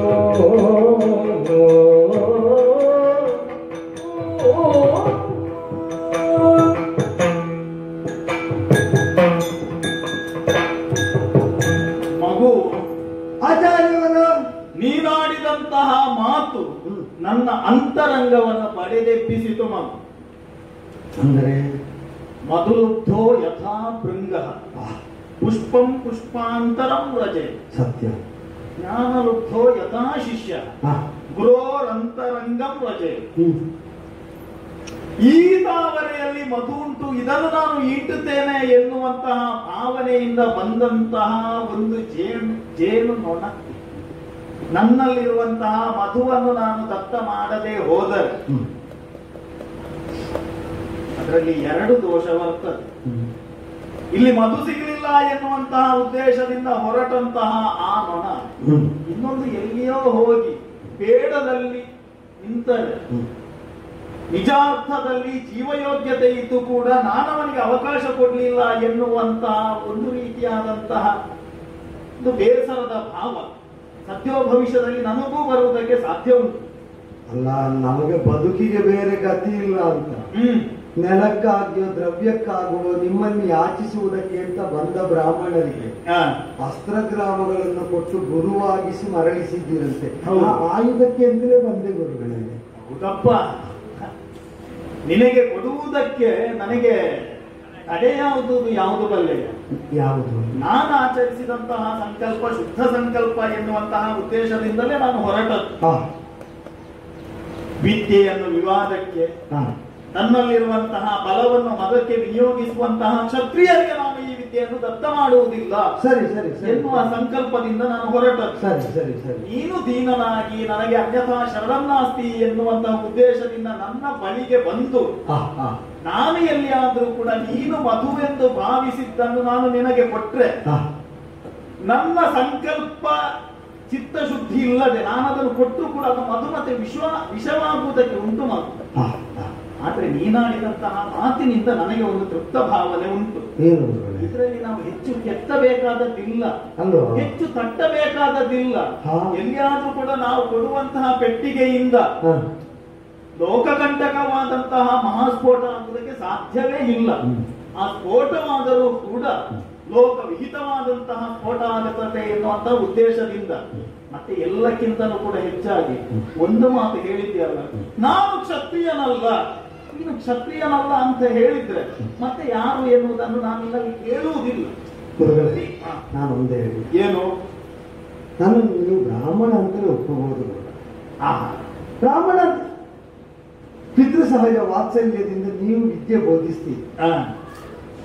ನಮ್ಗೆ ನಾನು ನಿವೇದಿಸಿಕೊಳ್ಳುವುದು ಅಹಂಕಾರ ಅಲ್ಲ. ಇಲ್ಲಪ್ಪ, ನೀವು ಯಾವಾಗ ಪಿತೃ ಸಹಜ ವಾತ್ಸಲ್ಯದಿಂದ ನನಗೆ ವಿದ್ಯೆ ಬೋಧಿಸಿದರೋ ಆ ಬಳಿಕ ಆ ವರ್ಗದ ಎಲ್ಲರನ್ನು ನಾನು ಪೂಜಿಸದೆ ಉಳಿತೇನೆ. ಬ್ರಾಹ್ಮಣರಿಂದ ಕಲಿತೆ, ಬ್ರಾಹ್ಮಣರನ್ನು ಪೂಜಿಸಿದೆ, ಬ್ರಾಹ್ಮಣರಿಗೆ ಬೇಕಾದದ್ದು ಬ್ರಾಹ್ಮಣರೇ ಉದಾರಿಗಳಾಗಿ ನನಗೆ ವಿದ್ಯೆಯನ್ನು ಅನುಗ್ರಹಿಸಿದರೆ ಆ ವರ್ಗದ ಯಾರಿಗೆ ಏನಿದ್ರು ನನ್ನಲ್ಲಿದ್ದದ್ದಾದ್ರೂ ನಾ ಕೊಡದೆ ಉಳಿತೇನೋ ಕೃಪಣನಾಗ್ತೇನೋ ಗುರುಗಳೇ. ಬ್ರಾಹ್ಮಣನನ್ನು ಸೇವಿಸಿ ವಿದ್ಯೆ ಪಡೆದು ಸೇವ್ಯರಾದ ಬ್ರಾಹ್ಮಣರನ್ನು ಸದಾ ಸೇವಿಸ್ತಾ ಉಳಿಯುವ ನನ್ನನ್ನು ಒಂದು ಬ್ರಾಹ್ಮಣ ಬಾಲ ಅಂತಲೇ ಅನುಗ್ರಹಿಸಲಿಕ್ಕೆ ನಿಮಗೆ ಏನು ತೊಡಕು ಗುರುಗಳೇ? ಮಗು, ನಿನಗೆ ವಿದ್ಯೆ ಕೊಡುವುದರಲ್ಲಿ ಇನ್ನು ಮುಂದಕ್ಕೆ ಯಾವ ರೀತಿಯಾದಂತಹ ಕೃಪಣತೆಯನ್ನು ಕೂಡ ನಾನು ತೋರಿಸುವುದಿಲ್ಲ. ಒಂದರ್ಥದಲ್ಲಿ ಮೊದಲು ನಿನ್ನನ್ನು ಕಂಡಾಗಲೇ ಮಾತು ಆರಂಭವಾಗುವಂತಹ ಕಾಲದಲ್ಲಿ ನಿನ್ನನ್ನು ಪರೀಕ್ಷೆ ಮಾಡಿದ್ದೇನೆ ಎನ್ನುವಂತಹ ಮಾತನ್ನು ನಾನು ಹೇಳಿದ್ದೆ. ಪರೀಕ್ಷೆ ಮಾಡಿದ್ದೇನೆ ಅಂತ ಹೇಳಿ ಆದ್ರೆ ನಿನ್ನನ್ನು ಶಿಷ್ಯನಾಗಿ ಸ್ವೀಕಾರ ಮಾಡಿದ್ದೇನೆ ಎನ್ನುವುದೇ ಅದರ ಮತಿತಾರ್ಥ. ಪಾದಕ್ಕೆ ಬಿದ್ದಂತಹ ನಿನ್ನನ್ನು ಕಂಡು ಎದ್ದಿದ್ದೇನೆ ಅಂದರೆ ಸಿದ್ಧನಾಗಿದ್ದೇನೆ ಎನ್ನುವುದೇ ಅರ್ಥ. ನೀವಿಟ್ಟ ಹಾಗೆ ಇರುವೆ ಗುರುವೇ. ಮಗು, ಕಲಿಯುವಂತಹ ಉತ್ಸಾಹ ನಿನಗೆ ಉಂಟಲ್ವೋ? ಕಲಿಸುವಂತಹ ಉತ್ಸಾಹ ಇಮ್ಮಡಿಯಾಗಿ ನಿನ್ನ ಸಾಂಗತ್ಯದ ಕಾರಣದಿಂದಲೋ ಏನು. ಹಾಗಾಗಿ ಒಂದು ಕಡೆಯಲ್ಲಿ ಇರಿಸಿದಂತಹ ಗಂಡು ಕೊಡಲಿಯನ್ನು ಕೂಡ ಎತ್ತಿಕೊಂಡಿದ್ದೇನೆ. ಗುರುಗಳೇ, ನೀವು ಬೇಕೆನಿಸಿದಾಗ ನನ್ನ ಕೈಯಿಂದ ಎತ್ತಿಕೊಳ್ಳಬಹುದು. ಅದನ್ನು ಹಿಡ್ಕೊಂಡು ನಿಮ್ಮ ಹಿಂದೆ ಬರ್ತೇನೆ. ಕೇವಲ ನನ್ನನ್ನು ಅನುಸರಿಸುವುದು ಮಾತ್ರವಲ್ಲ, ಗುರು ತೋರಿದಂತಹ ದಾರಿಯಲ್ಲಿ, ಗುರು ನಡೆಯುವಂತಹ ದಾರಿಯಲ್ಲಿ ನಡೆಯುತ್ತೇನೆ ಎನ್ನುವಂತಹ ಅಚಲವಾದಂತಹ ವಿಶ್ವಾಸ ನಿನ್ನಲ್ಲಿ ಉಂಟಲ್ವೋ? ಗುರುವೇ ಬೆಳಕಾಗಿ ನನ್ನನ್ನು ಮುನ್ನಡೆಸ್ತಾರೆ ಅಂತ ವಿಶ್ವಾಸ. ಬೆಳಕನ್ನು ತೋರಿದ್ದೇನೆ, ಬೆಳಕನ್ನು ಅನುಸರಿಸುತ್ತಾ ನನ್ನನ್ನು ಹಿಂಬಾಲಿಸು, ಸಕಲ ವಿದ್ಯೆಗಳನ್ನು ನಿನಗೆ ಧಾರೆ ಇರುವುದು.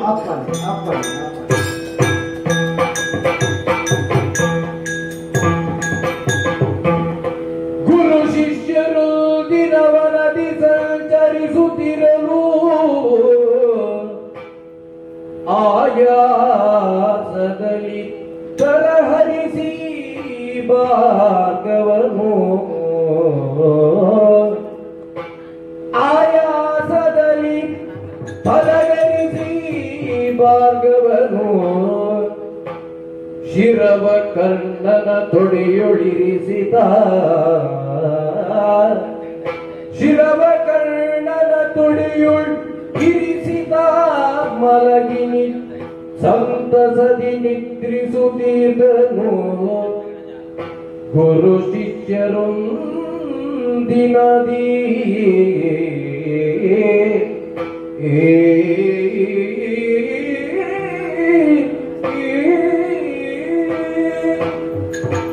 ಮಗು, ಗುರುವರ ನಿಜಾರ್ಥದಲ್ಲಿ ಮನುಷ್ಯನನ್ನು ಬೆಳೆಸುವುದು ಯಾವುದು ಬಲ್ಲೆಯ?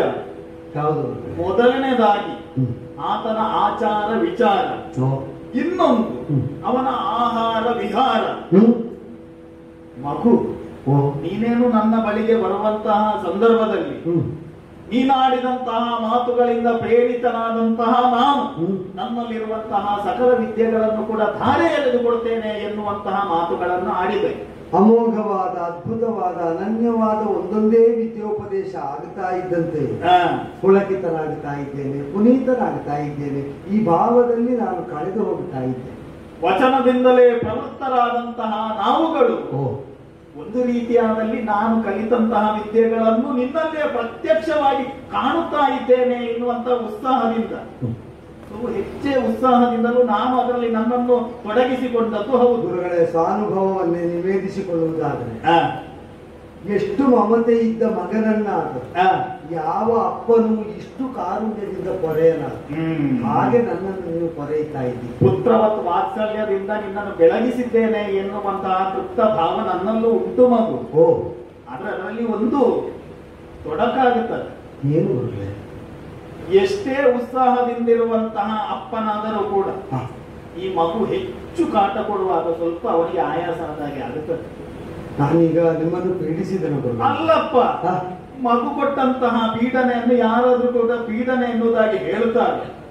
ಅಲ್ಲ, ಈ ಮಗು ಪೀಡಿಸುವುದಕ್ಕೆ ಮಾತ್ರ ಅಲ್ಲ, ಸೇವಿಸುವುದಕ್ಕಿರುವುದು ಹೌದು. ನಿಮ್ಮ ಪೀಡೆಯನ್ನು ನಿವಾರಿಸುವುದಕ್ಕೆ ನಾನು ನಿಮ್ಮ ಹೇಗೆ ಪಾದ ಸೇವೆ ಮಾಡಲಿ ಗುರುಗಳೇ? ನಾನು ಹೇಳಿದ್ದಲ್ವ, ಆಚಾರ ವಿಚಾರ, ಆಹಾರ ವಿಹಾರ. ಹೌದು ಹೌದು.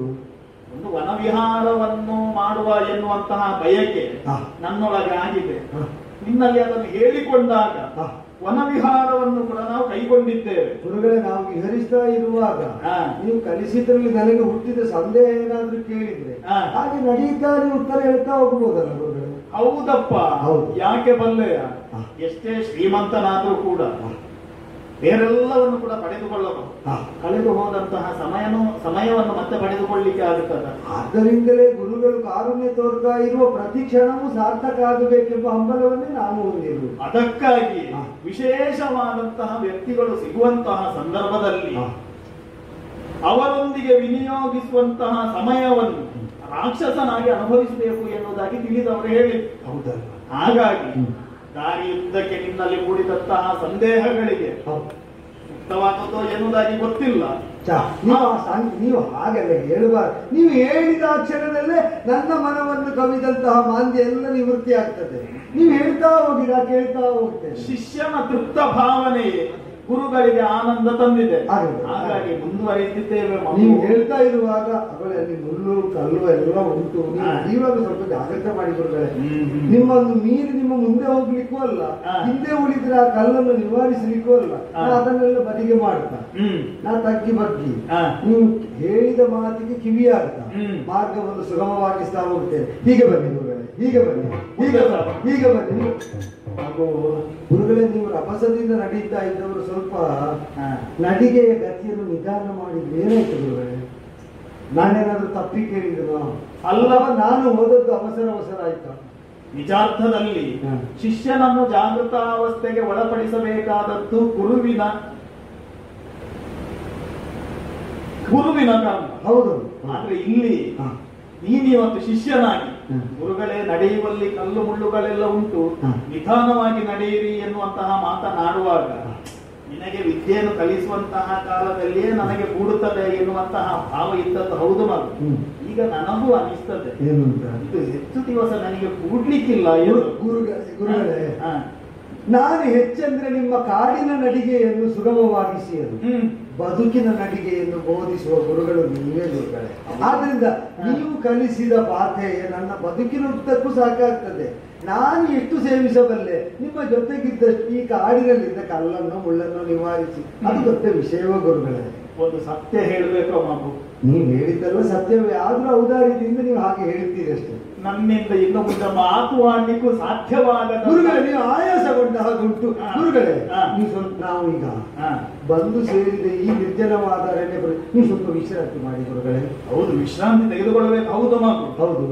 ಏನೋ ಒಂದು ರೀತಿಯಾದಂತಹ ಜಾಡ್ಯ ಆವರಿಸಿದೆ. ಹೌದೌದು. ಹಾಗಾಗಿ ನಾನು ಯೋಚನೆ ಮಾಡುವಂತಹದ್ದು ಸ್ವಲ್ಪ ಕಾಲ ವಿಶ್ರಾಂತಿಯನ್ನು ಪಡೆದು. ನೀವು ಆಶ್ರಮದಲ್ಲಿ ತಲೆ ಅಡಿಗೆ ಏನು ಇಡದೆ ಮಲಗಿದ್ದು ನಾನು ನೋಡ್ಲಿಲ್ಲ. ಈಗ ಇಲ್ಲಿ ಮಲಗುವುದು ಅಂದ್ರೆ ನಿಮಗೆ ತಲೆ ಅಡಿಗೆ ದಿಂಬಾಗಿ ಏನಾದ್ರೂ ಭಾರವಾದದಲ್ಲಿ ಇಟ್ಟೇ ಅಭ್ಯಾಸ. ನೀವು ಹೇಗೆ ಮಲಗುದು ಗುರುಗಳೇ? ಅಯ್ಯೋ, ಶಿಷ್ಯರುಗಳಿಗೆ ಸಂದೇಹ ಬರುವಾಗ ಉತ್ತರವನ್ನು ಕೊಡುವಂತಹ ನನಗೆ ಇದಕ್ಕೆ ಒಂದು ಉತ್ತರ ಗೊತ್ತಿಲ್ವ? ತಂದೆಯಾಗಿ ನನ್ನನ್ನು ಪಾಲಿಸಿದ್ದೀರಿ ಎನ್ನುವಂತಹ ಮಾತನ್ನು ನೀನು ಆಡಿದ್ದಿ. ಹೌದು. ಭವತಿ ಅಲ್ವ ಮಗು? ಹೌದು. ಪುತ್ರನಾಗಿ ನಾನು ನಿನ್ನನ್ನು ಕಂಡ ಕಾರಣದಿಂದಲೇ ನಿನ್ನ ಮನಸ್ಸಿನ ಅಂತರಾಳದಲ್ಲಿ ಆ ಭಾವ ಅಂಕುರಿಸಲಿಕ್ಕೆ ಸಾಧ್ಯವಾದದ್ದು. ಮಗನಾಗಿಯೇ ಇತ್ತಿ, ಈಗ ಒಂದು ಕ್ಷಣಕ್ಕೆ ನನಗೆ ತಾಯಿ ಆಗ್ತೀಯ. ಹಾಗಂದ್ರೆ ಇರ್ತದೆ ಗುರುಗಳೇ, ನಿನ್ನ ಮಡಿಲಲ್ಲಿ ನನಗೆ ಒಂದು ಮಗುವಾಗಬೇಕು ಎನ್ನುವಂತಹ ಆಸೆ ಆಗಿದೆ. ಇಲ್ಲ, ನನ್ನ ದೇವರನ್ನು ನಾನು ಉಡಿ ತುಂಬಿಸಿಕೊಳ್ತೇನೆ, ನೀವು ಈಗ ಮಲಗಬೇಕು. ಮಗು, ಒಂದು ಹೇಳ್ತೇನೆ, ನಿನ್ನ ಮಡಿಲಲ್ಲಿ ಮಗುವಾಗಿ ಮಲಗುತ್ತೇನೆ. ಅದು ಮಗುವಿಗೆ ಸ್ವಲ್ಪ ಎಚ್ಚರ ಆದ್ರೆ ಅದು ಏನಂತ ಹೇಳಿದ್ರೆ ಎದೆಗೆ ಒದೆಯಲೂಬಹುದು. ಹಾಗಂತೇಳಿ ಅದನ್ನೆಲ್ಲ ನೋವಂತೇಳಿ ತಿಳ್ಕೊಳ್ಬೇಡ ಗುರುಗಳೇ. ದೇವರು ಮಗುವಾಗುವುದು ಅಂದ್ರೆ ದೇವರಿಗೆ ಶೈಶವ ಬರುವುದು ಅಂತ ಅರ್ಥ ಅಲ್ಲ. ಮಕ್ಕಳಾಗಿರುವ ಭಕ್ತರ ಕೈಗೆ ಎಟಕುವಂತೆ ದೇವರು ತನ್ನನ್ನು ತಾನು ಕುಕ್ಕಿಸುವುದು ಅಂತ ಅರ್ಥ. ಆದ್ದರಿಂದಲೇ ನೀವು ಮಲಗುವುದಕ್ಕೆ ಹೊರಟದ್ದು ಸೇವನೆಯಲ್ಲಿ ತೊಡಗಿದ ನನಗೊದಗಿದ ಸುಯೋಗ ಅಂತ ಭಾವಿಸ್ತೇನೆ. ತಾವು ವಿಶ್ರಮಿಸಿ ಗುರುಗಳೇ, ನೀವು ಮಾಡಿದ ಎಲ್ಲವೂ ನನ್ನ ಅನುಗ್ರಹವೇ. ಹಾಗೆ ಮಲಗಿ ಮಲಗಿ. ಇನ್ನು ಪರಶುರಾಮನಿಗೆ ವಸುಶೇನನ ಮಡಿಲಲ್ಲಿ ಶಯನೋತ್ಸವ. ಪರಶುರಾಮರಿಗೆ ಶಯನ, ವಸುಶೇನನಿಗೆ ಉತ್ಸವ. ಆಗಲಿ ಆಗಲಿ ಆಗಲಿ.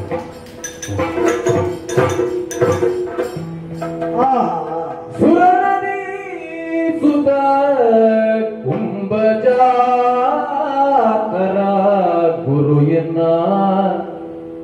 ಸುರನದಿ ಸುತ ತುಂಬ ಜಾತರ ಗುರು ಎನ್ನ ಗುರುದೇವನಾಗಿರಲು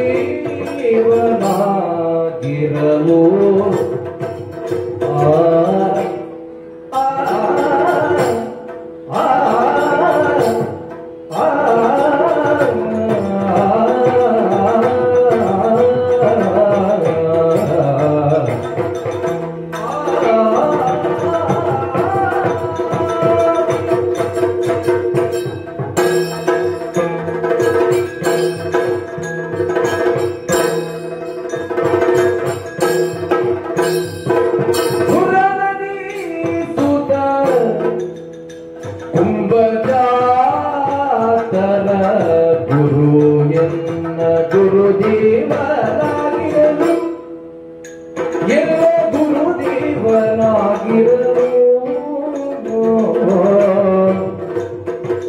ಧರೆಯುವ ರಾಜನ ಕುಲಗಿನ ನಿಂದಿನ್ನು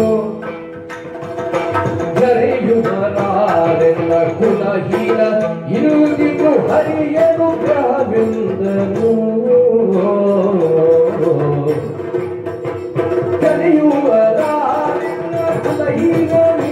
ನಿನ್ನು ಹರಿಯನು ಗ್ರಹವೆಂದನು ಸುರನದಿ ಸುತ ಕುಂಭ ಜಾತರ ಗುರು ಎಲ್ಲ ಗುರುದೇವನಾಗಿರಲು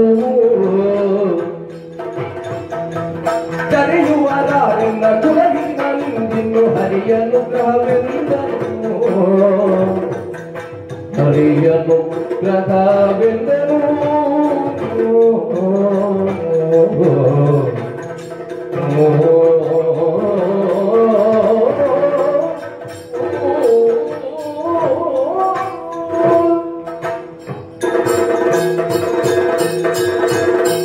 ಪ್ರಸನ್ನೇಂದ್ರಿಯ ಮಾನಸರಾಗಿ ಮಡಿಲಲ್ಲೇ ಪವಡಿಸಿರಬಹುದಾದ ಗುರುಗಳ ಮುಖಮಂಡಲ ನೋಡ್ತಾ ಇದ್ದರು. ಅಭೇದ್ಯವಾದ ಆತ್ಮವಿಶ್ವಾಸ ಒಂದು ಅಂತರಂಗದಲ್ಲಿ ಜಾಗೃತವಾಗುತ್ತಾ ಉಂಟು ಅಂತ ನನ್ನ ಅನುಭವಕ್ಕೆ ಬರ್ತಾವ. ಲೋಕದ ಪ್ರವೃತ್ತಿಗೆ ಕೆಲವೊಮ್ಮೆ ಹೇಗೆ ಉತ್ತರ ಸಿಕ್ಕಿಬಿಡ್ತದೆ. ಸಾಮಾಜಿಕವಾಗಿ ಒಬ್ಬ ವ್ಯಕ್ತಿಯ ಯೋಗ್ಯತೆಯನ್ನು ಅಳೆದು ಇವ ಹೀಗೆ ಅಂತ ನಿರ್ಣಯಿಸುವುದಕ್ಕಿಂತ ಸಮಾಜಕ್ಕೆ ಆಸಕ್ತಿ ಇವರನ್ನು ಯಾವ ವರ್ಗಕ್ಕೆ ಸೇರಿಸಬಹುದು. ವ್ಯಕ್ತಿಯ ಕುಲದೆಡೆಗೆ ಆಕರ್ಷಣೆ ಸಮಾಜಕ್ಕೆ ಯಾವತ್ತೂ. ಕುಲ ಅಂದ್ರೆ ಏನು ಅಂತ ವರ್ಗ ಅಂತ ಅರ್ಥ ಅಲ್ಲ. ಯಾವ ವರ್ಗಕ್ಕೆ ಇವರನ್ನು ಸೇರಿಸಬಹುದು? ಅಹಂಕಾರಿಗಳ ವರ್ಗಕ್ಕೋ, ಆತ್ಮವಿಶ್ವಾಸಿಗಳ ವರ್ಗಕ್ಕೋ, ದೀನನ ವರ್ಗಕ್ಕೋ, ದಲಿತರ ವರ್ಗಕ್ಕೋ, ಸಂಪನ್ನರ ವರ್ಗಕ್ಕೋ, ಮೇಧಾವಿಗಳ ವರ್ಗಕ್ಕೋ. ಇದು ಸ್ಥೂಲವಾಗಿ ಆದರೆ ಅದೇ ಸಹಜವಾಗಿ ಈ ಸಮಾಜದಲ್ಲಿ ನೆಲೆಯಾದದ್ದು ಬ್ರಾಹ್ಮವೋ, ವೈಶ್ಯವೋ, ಛಾತ್ರವೋ, ಶೂದ್ರವೋ ಯಾವ ವರ್ಗ ಅಂತ. ಈಗ ಅದೇನು ನನಗೆ ತೊಡಕಾದದ್ದು ದ್ರೋಣಾಶ್ರಮದಲ್ಲಿ ಇವ ಸೇರಬಹುದಾದ ವರ್ಗದಲ್ಲಿ ಇಲ್ಲ. ಆದ್ದರಿಂದಲೇ 105 ಒಂದು ಕುಲ ಅಂತ ಮಾಡಿದ್ರು, ನನ್ನನ್ನೊಂದು ಬೇರೆ ಕುಲ ಅಂತ ಮಾಡಿದ್ರು. ನೋಡಿ, ದೊಡ್ಡವರು ಮನಸ್ಸು ಮಾಡಿದ್ರೆ ಎಲ್ಲೆಲ್ಲೋ ಇದ್ದದ್ದೆಲ್ಲ ಸೇರಿ ಒಂದು ಕುಲ ಆಗ್ತದೆ. ಈಗೊಂದು ಹೊಸ ಕುಲ ಆದದ್ದು ನೋಡಿದ್ರು. ಭೀಷ್ಮರು, ದ್ರೋಣರು, ಕರ್ಣನು ಸೇರಿ ಒಂದು ಕುಲ. ಯಾವ ಕುಲ? ಆಚಾರ್ಯ ಭಾರ್ಗವರ ಶಿಷ್ಯ ಸಂಕುಲ. ಅದಕ್ಕೆ ಸಾಮಾನ್ಯರು ಸಿದ್ಧವಾದ ಕುಲವನ್ನು ಅನುಸರಿಸ್ತಾರೆ. ಅಸಾಮಾನ್ಯರು ನವಕುಲ ಸೃಷ್ಟಿಯನ್ನು ತಾವಾಗಿ ಸಾಧಿಸಿಕೊಡ್ತಾರೆ. ಹೊಸ ಸೃಷ್ಟಿಯನ್ನು ಮಾಡುವಂತಹ ಸರ್ಜನಶೀಲತೆಯನ್ನು ಜೀವಧಾತುವಾಗಿ ಹೊಂದಿದಂತಹ ಆಚಾರ್ಯ ಭಾರ್ಗವರ ಕಾರುಣ್ಯ ವಿಶೇಷದಿಂದ ಇನ್ಯಾರಾದ್ರೂ ಕೇಳಬೇಕು, ನೀನು ಯಾವ ಕುಲ ಅಂತ. ನಾನು ಭೀಷ್ಮರ ಕುಲ, ನಾನು ದ್ರೋಣರ ಕುಲ ಅಂತ ಒಟ್ಟಿಗೆ ಹೇಳ್ತೇನೆ. ಅವರಿಗೆ ಗೊಂದಲ ಆಗಬೇಕು. ಭೀಷ್ಮರು ಕ್ಷತ್ರಿಯರು, ದ್ರೋಣರು ಬ್ರಾಹ್ಮಣರು, ಅವರಿಬ್ಬರ ಕುಲ ಅಂತ ಹೇಳ್ತಾನೆ, ಇವ ಯಾವ ಕುಲ ಅಂತ ತಲಸ್ಪರ್ಶಿಯಾಗಿ ನೋಡುವಂತಹ ವ್ಯವಧಾನವೇ ಯಾರಿಗೂ ಇಲ್ಲ. ಇವ ಸತ್ವೋದ್ರೇಕ ಹೊಂದಿದ್ದು ಯಾವುದರಿಂದ? ಯಾವ ಗುರುಗಳನ್ನು ಸೇವಿಸಿದ, ಯಾವ ವಿದ್ಯೆಯನ್ನು ಸಂಗ್ರಹಿಸುವ, ಇದನ್ನು ತಿಳಿಯುವಂತಹ ಒಂದು ತತ್ಪರತೆ ಈ ಸಮಾಜಕ್ಕೆ ಯಾವಾಗ ಜಾಗೃತವಾಗುತ್ತದೋ ನಾನು ಅರಿಯೆ. ಒಬ್ಬನನ್ನು ಅಳಿಯಬೇಕು ಅಂತ ಆದರೆ ಇವ ಯಾವುದರಲ್ಲಿ ಸಾಧನೆ ಮಾಡುವುದಕ್ಕೆ ಬಯಸಿದ್ದಾರೋ ಅದರಲ್ಲಿ ಯಾವ ಆಸಕ್ತಿಯೂ ಇಲ್ಲದ ಅವನ ಅಪ್ಪ ಅಮ್ಮನನ್ನು ನೋಡಿ ಇವನನ್ನು ಅಳಿಯುವುದು. ಈಗ ಅವರ ಅಪರಾಧ ಮಾಡಿದ್ದಾನೆ ಅಂತಲ್ಲ, ನನ್ನ ಬಾಲಕನಾದಂಥ ಅಧಿರಥನೋ ರಾಧೆಯೋ ಪಾಪ ಅವರು ಕುಲಾಚಾರ ವಿಹಿತವಾದ ವಿಧಾನದಲ್ಲಿ ಬದುಕುತ್ತಾ ಇದ್ದಾರೆ, ಅವರಿಗೆ ಅದರಲ್ಲೇ ಆಸಕ್ತಿ ಇರಲಿ. ಈಗ ನನ್ನನ್ನು ನೋಡಿದಾಗ ಅವರನ್ನು ನೋಡಿ ಅಳಿಯುವುದು ಯಾಕೆ? ಇದರಿಂದ ಅವರಿಗೂ ವೇದನೆ, ನನಗೂ ವೇದನೆ. ನಮ್ಮಿಂದಾಗಿ ನನ್ನ ಮಗನಿಗೆ ಹೀಗಾಯಿತಲ್ಲ ಅಂತ ಅವರು ವೇದನೆ, ನನ್ನ ಹಂಬಲದಿಂದಲಾಗಿ ಅವರಿಗೂ ಈ ತೆರನಾಗಿ ಒಂದು ನೈಜವನ್ನು ಸಮಾಜ ಆರೋಪಿಸ್ತದಲ್ಲ ಅಂತ ನಾನು ನೋಯುವುದು. ಒಂದು ಹಂತದಲ್ಲಿ ಈ ದ್ವಂದ್ವಗಳಿಂದೆಲ್ಲ ಬಿಡುಗಡೆ ಆಗುವುದಕ್ಕೆ ಇದ್ದದನ್ನು ಬಿಟ್ಟು ಮೇಲೆ ಇರಬೇಕು ಅಂತ ಆಡಿದ್ದು ಪ್ರಾಜ್ಞರ ಅದಕ್ಕೆ. ಸಂಸಾರ ದಂಜಡ ಎಲ್ಲವನ್ನು ಬಿಟ್ಟು ಗುರುಕಾರುಣ್ಯ ಹೊಂದುವುದು ಒಂದೇ ಲಕ್ಷ್ಯ ಅಂತ ಮೇಲೇರಿ ಮಹೇಂದ್ರಾಚಲದ ತಪ್ಪಲಿಗೆ ಬಂದು ಸೇರಿದ್ರು. ಈಗ ಆ ದಂಜಡ ಯಾವುದಾದ್ರೂ ಉಂಟ? ಈಗ ತಮ್ಮ ನಿಶ್ಚಿತ ಮಾರ್ಗಣದಿಂದ ಅಂತರಂಗವನ್ನು ಕೊರೆಯುವಂತಹ ಪ್ರಯೋಗವನ್ನು ಮಾಡುತ್ತಾ ಇದ್ದಂತಹ ದುರ್ಮಾನಸಿಗಳು ಯಾರಿದ್ದಾರೆ ಅವರೆಲ್ಲರಿಗೂ ಈ ಸ್ಥಿತಿ ಈ ಒಂದು ಚಿತ್ರ ನನ್ನ ಮನದಲ್ಲಿ ಸ್ಥಾಯಿಯಾಗಿ ಉಳಿಯುತ್ತದೆ. ಇದನ್ನು ಬೇಕೆನಿಸಿದಾಗ ತೆರೆದು ತೋರ್ಲಿಕ್ಕಾಗುವುದಿಲ್ವಲ್ಲ ಅಂತಲೇ ನನಗೆ ವ್ಯಸನ ಇರುವುದು. ಗುರುಗಳು ಹೀಗೆ ನನ್ನ ತೊಡೆಯಲ್ಲಿ ಮಲಗಿದ ಈ ಚಿತ್ರ ಉಂಟಲ್ಲ, ಇದನ್ನು ಯಾರಾದ್ರೂ ನಿನ್ನ ಕುಲ ಯಾವುದು ಅಂತ ಕೇಳುವಾಗ ತೆಗೆದ ಮುಖಕ್ಕೆ ಹಿಡಿಯಬೇಕು ಅಂತ ಕಾಣು. ಅಯ್ಯೋ ಅಯ್ಯೋ ಅಯ್ಯೋ ಅಯ್ಯೋ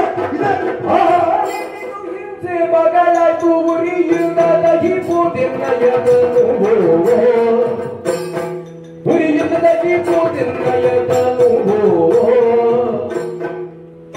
ಸಹಿಸಲಾರಿನು ರಕ್ತ ಸುರಿಸುತ್ತಲಿಗುವುದೆಂತ ಸಹಿಸಲಾರಿನು ರಕ್ತ ಸುರಿಸುತ್ತಲಿಗುವುದೆಂತ ಮುಹಕಿ ತುಂಬಿಯ ಕೃತ್ಯವೋ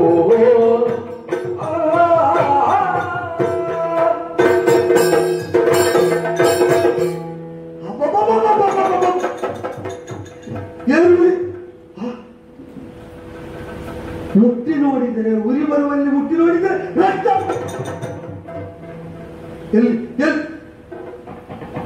ಒಂದತ್ತು ಸೇರಿದ್ದು ಗೊತ್ತಾಗ್ತಾ ಇಲ್ಲ, ಕೊರೆಯುವುದು ಅನುಭವಕ್ಕೆ ಬರ್ತಾ ಉಂಟು. ತುಂಬಿಯೋದು ನಾನು ನೋಡುವುದಕ್ಕಾಗಿ ನನ್ನನ್ನೇ ಹೆಚ್ಚು ಅಲುಗಾಡಿಸುವಂತಿಲ್ಲ. ಹಾಗೆ ಅಂತ ದುಂಬಿಯಂತೆ ನನ್ನ ಅನುಭವಕ್ಕೆ ಬರ್ತಾ ಉಂಟಾದ್ರು ಅದರ ಗಾತ್ರ ಸ್ಪಷ್ಟತೆ ನನ್ನ ಅಕ್ಷಿಗಳಿಗೆ ಲಭ್ಯವಾಗ್ತಾ ಇಲ್ಲ. ಅತೀವವಾದ ವೇದನೆ, ಅಸಹನೀಯವಾದ ವೇದನೆ ಕೊರೆಯುತ್ತಾ ಉಂಟು. ಅಂತರಂಗದಲ್ಲಿ ಪ್ರಶಾಂತಿ ನೆಲೆಯಾದದನ್ನು ಕಂಡು ಇವ ಇಷ್ಟ ಆನಂದ ಅನುಭವಿಸುವುದಕ್ಕೆ ಅಯೋಗ್ಯ ಅಂತ ಅರಿತ ಯಾವುದೋ ದೇವತೆಗಳೇ ಈ ದುಂಬಿಯನ್ನು ಕಳಿಸಿಕೊಟ್ಟರೋ ಹೇಗೆ? ಇಷ್ಟು ಸುಖ ಇವ ಅನುಭವಿಸುವುದು ಬೇಡ, ಗುರುಕಾರುಣ್ಯದಿಂದ ಇಷ್ಟ ಆನಂದ ಇವನಿಗೆ ಸಿಕ್ಕುವುದು ಬೇಡ ಅಂತ ಕೊರೆಯುವುದಕ್ಕಾಗಿ ಬಂದ. ಇಲ್ಲ ಇಲ್ಲ ಇಲ್ಲ, ಅದು ಕೊರೆಯಲಿ, ನನಗೆ ನೋವಾಗಲಿ, ಆದರೂ ಮಿಸುಕಾಡಕೂಡದು. ಅಳುಕಿರಾತನುವನ್ನು ಚಲಿಸದೆ ವಿದ್ಯೆಯ ಕಲಿಸಿದ ಗುರು ವಿದ್ಯೆಯ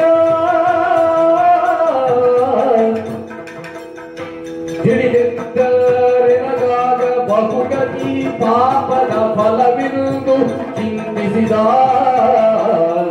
ಅಳುಕಿರಾತನುವನ್ನು ಚಲಿಸಲು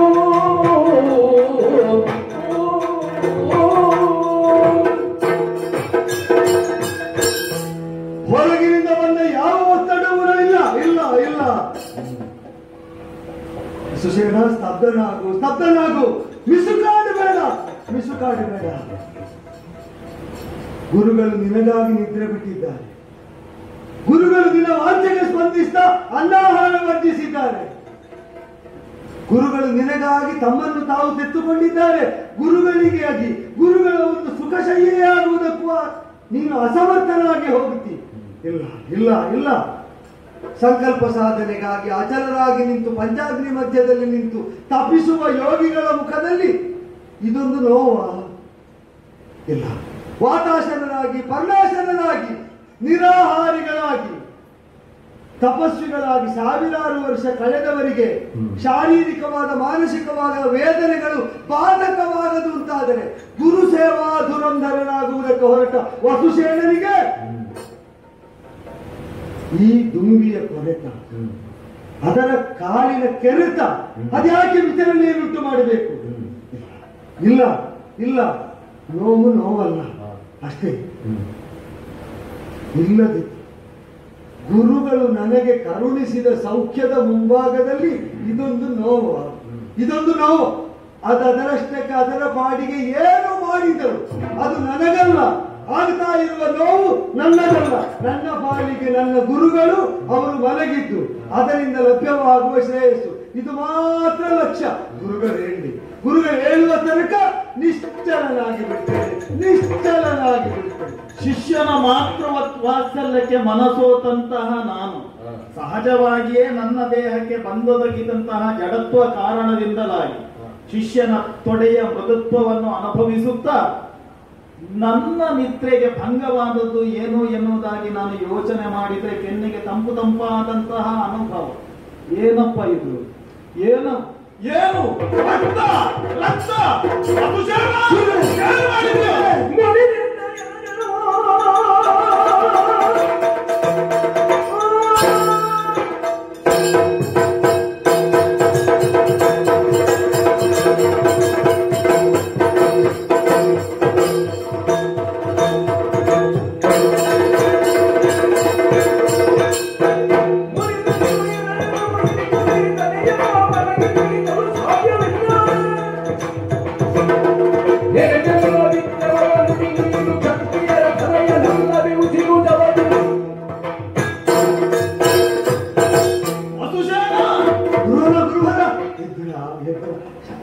ನಿಜಾರ್ಥದಲ್ಲಿ ಎಚ್ಚರವಾದದ್ದು ನನಗೆ.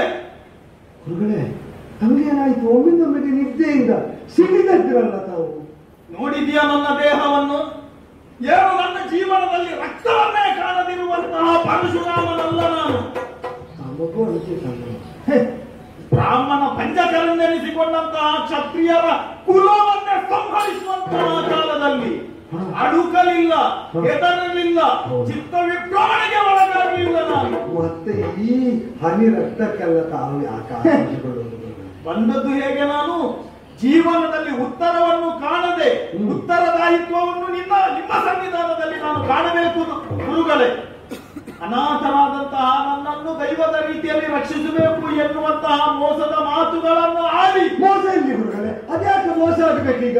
ಇಲ್ಲಿಯ ತನಕ ಪ್ರಾಮಾಣಿಕನಾಗಿದ್ದೆ ಅಂತ ಒಪ್ಪಿದವರಲ್ವ ತಾವು? ಶಿಷ್ಯ ಸ್ವೀಕಾರ ಮಾಡುವಂತಹ ಕಾಲದಲ್ಲಿ ಸ್ಪಷ್ಟವಾಗಿ ನಿನ್ನೆದುರು ನಾನು ಹೇಳಿಕೊಂಡಿದ್ದೇನೆ. ನಿನ್ನೆದುರು ತಲೆ ಎತ್ತಿ ನಿಲ್ಲಬೇಕಾದಂತಹ ನಾನಾದರೂ ಕೂಡ ನಿನ್ನ ವಿನಯಕ್ಕೆ ಮನಸೋದಂತಹ ನಾನು ಅಡಿಗೆ ಬಿದ್ದಂತಹ ನಿನ್ನನ್ನು ಎತ್ತುವಂತಹ ಕಾಲದಲ್ಲಿ, ನಿನ್ನ ಬೆನ್ನನ್ನು ನೇವರಿಸುವಂತಹ ಕಾಲದಲ್ಲಿ ನಾನು ಆಡಿದ್ದೇನೋ? ಕ್ಷತ್ರಿಯ ಕುಲದವರಿಗೆ ಪರಶುರಾಮನಿಂದ ವಿದ್ಯೆ ಇರುವಂತಹದ್ದು ದತ್ತವಾಗುವುದಕ್ಕೆ ಸಾಧ್ಯವಿಲ್ಲ. ಕ್ಷತ್ರಿಯರಲ್ಲ. ಕ್ಷತ್ರಿಯರಲ್ಲದೆ ಇದ್ದರೆ ಇಂತಹ ಒಂದು ನೋವನ್ನು ಸಹಿಸುವುದಕ್ಕೆ ಸಾಧ್ಯವೇ ಇಲ್ಲ. ನೀನಂದದ್ದೇನು? ನನ್ನ ಲೋಹ ಹಿರಣ್ಯವಾಗಿ ಕಾಣಿಸುವಂತಹ ಈ ಒಂದು ಕವಚದ ಹಿಂದಿರುವಂತಹ ಸತ್ವವನ್ನು ನೀವು ಕಾಣುವಂತಹ ಕಣ್ಣುಂಟು ಎನ್ನುವುದಾಗಿ ನೀನಾಡಿದ್ದೀನಿ. ನನಗೆ ಗೊತ್ತಾಗ್ಲಿಲ್ಲ ವಸುಶೇನ. ನನ್ನ ಬಳಿಗೆ ಬಂದದ್ದು ಕಾಮಧೇನುವಿನ ಎಳೆ ಕರು ಎನ್ನುವಂತಹ ಭಾವದಿಂದಲಾಗಿ ಆಶ್ರಮಕ್ಕೆ ನಾನು ಕರೆತಂದೆ. ಆದರೆ ಈ ಕಾಮಧೇನುವಿನ ಒಳಗೆ ಇರುವಂತಹದ್ದು ವ್ಯಾಘ್ರದ ಮುಖ.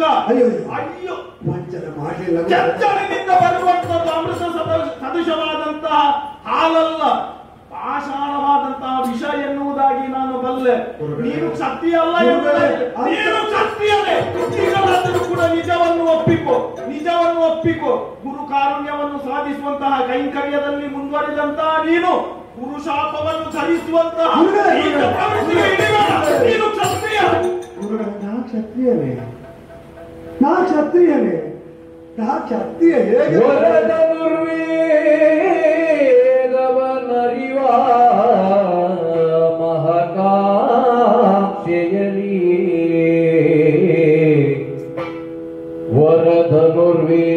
ವರದನುರ್ವೇದವ ಅರಿವ ಮಹಕಾಕ್ಷೆಯಲಿ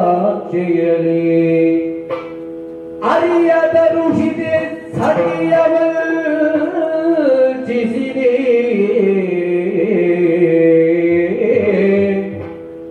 ಅರಿಯದರು ಹಿದೆ ಸಟೆಯ ವಂಚಿಸಿದೆ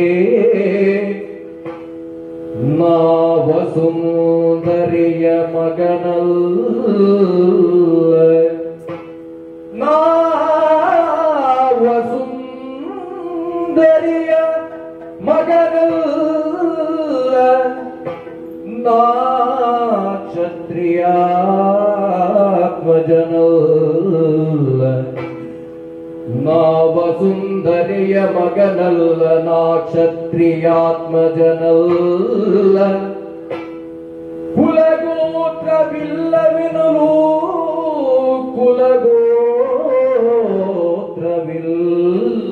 ಎನಲು ವರದನುರ್ವೇದವ ಅರಿವ ಮಹಾಕಾಶೆಯಲಿ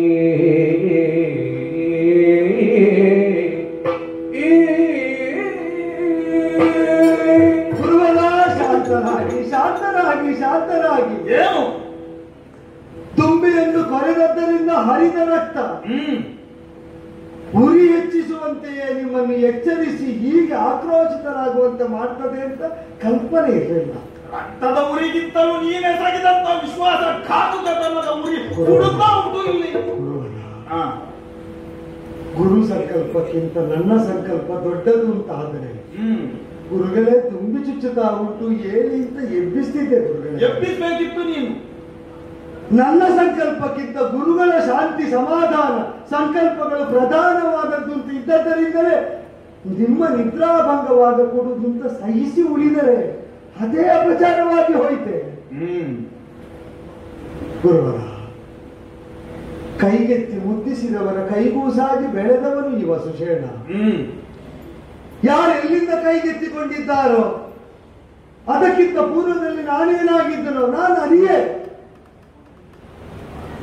ಹಾಗೆ ನೋಡಿದರೆ ಈ ಭೂಮಿಯಲ್ಲೇ ನಾ ಸಿಕ್ಕಿದ್ದು ಅಲ್ಲ, ನೀರಲ್ಲಿ ಸಿಕ್ಕಿದೆ ನನ್ನನ್ನು ಕೈಗೆತ್ತಿಕೊಂಡವರಿಗೆ.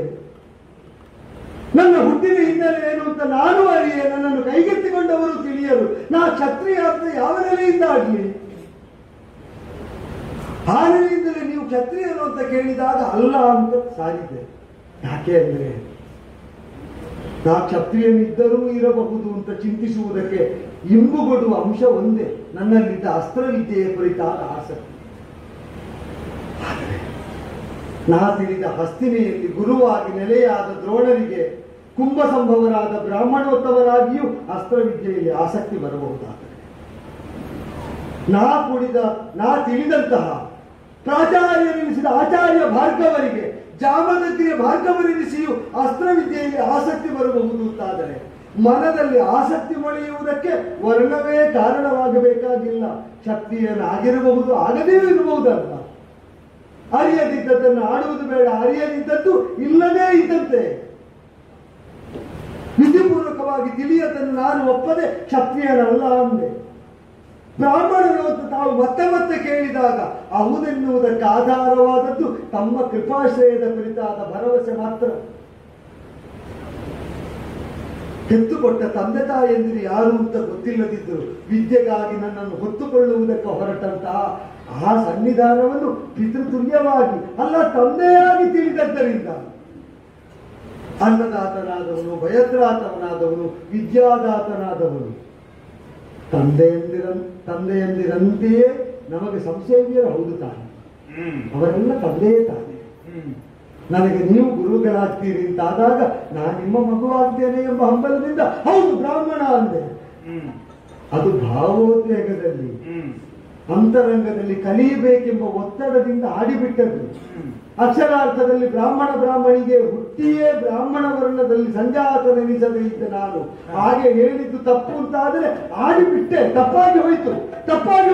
ಬ್ರಾಹ್ಮಣನಲ್ಲದೇ ಇರಬಹುದು, ಆದರೆ ನಾ ಕ್ಷತ್ರಿಯನಲ್ಲ ಗುರುಗಳೇ. ಈ ಸಹಿಸಿದ್ದಕ್ಕೆ ಮಾತ್ರ ಕ್ಷತ್ರಿಯ ಅಂತ ತಾವು ಆಕ್ರೋಶಗೊಳ್ಳಬಾರದು. ನಿಮಗೆ ದ್ರೋಹ ಮಾಡುವ ಯಾವ ಚಿಂತನೆ ನನ್ನಲ್ಲಿ ಇಲ್ಲ ಗುರುಗಳೇ. ತಪ್ಪಾಯಿತು ಎಂದ ಕೂಡಲೇ ಸರಿಯಾಗ್ತದೆ ಎನ್ನುವುದಾಗಿ ಹೇಳಿದವರು ಯಾರೋ ಮೂಢ.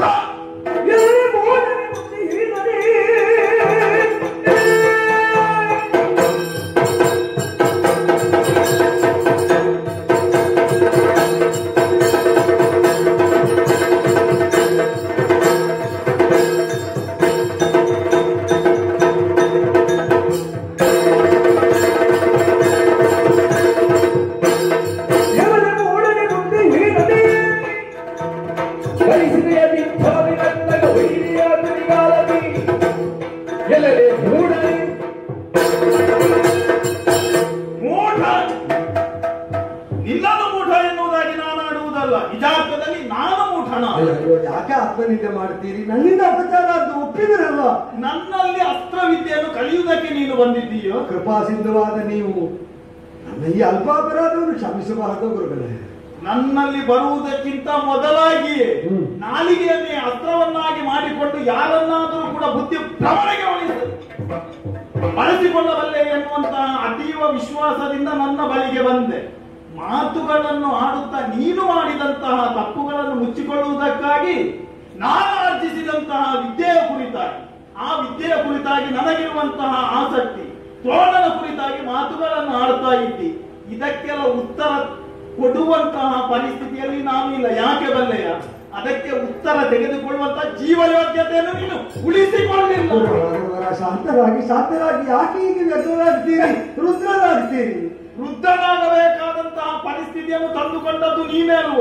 ಹೋಗಿ ತಾಯಿಯಾದಂತಹ ರೇಣುಕೆಯ ಮಮತೆಯನ್ನು ನಿನ್ನಲ್ಲಿ ಕಂಡನಲ್ಲ ನಾನು.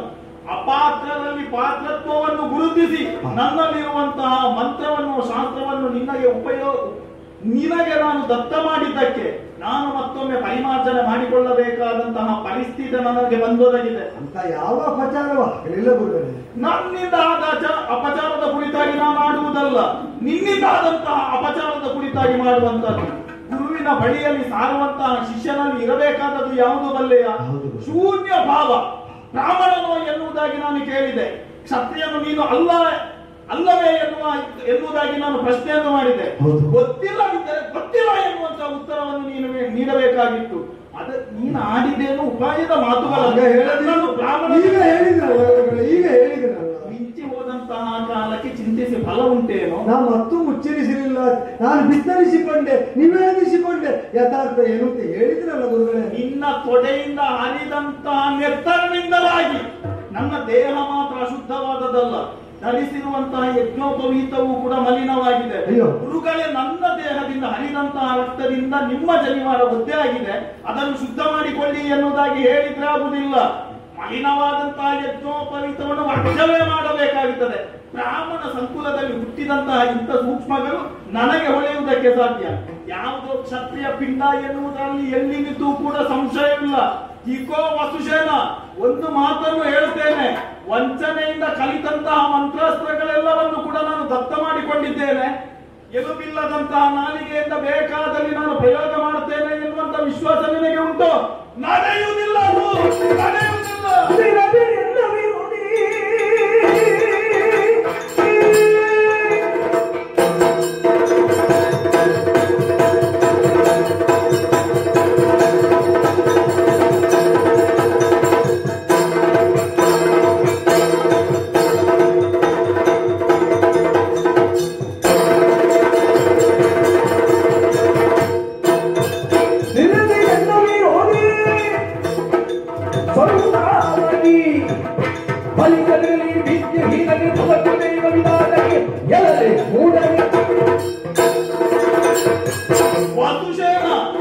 ಬಟ್ಟೆಯ ಹಾಗೆ ನಿಮ್ಮ ಬಳಿಗೆ ನಾನು ತೇಲಿ ಬಂದಿದ್ದೇನೆ.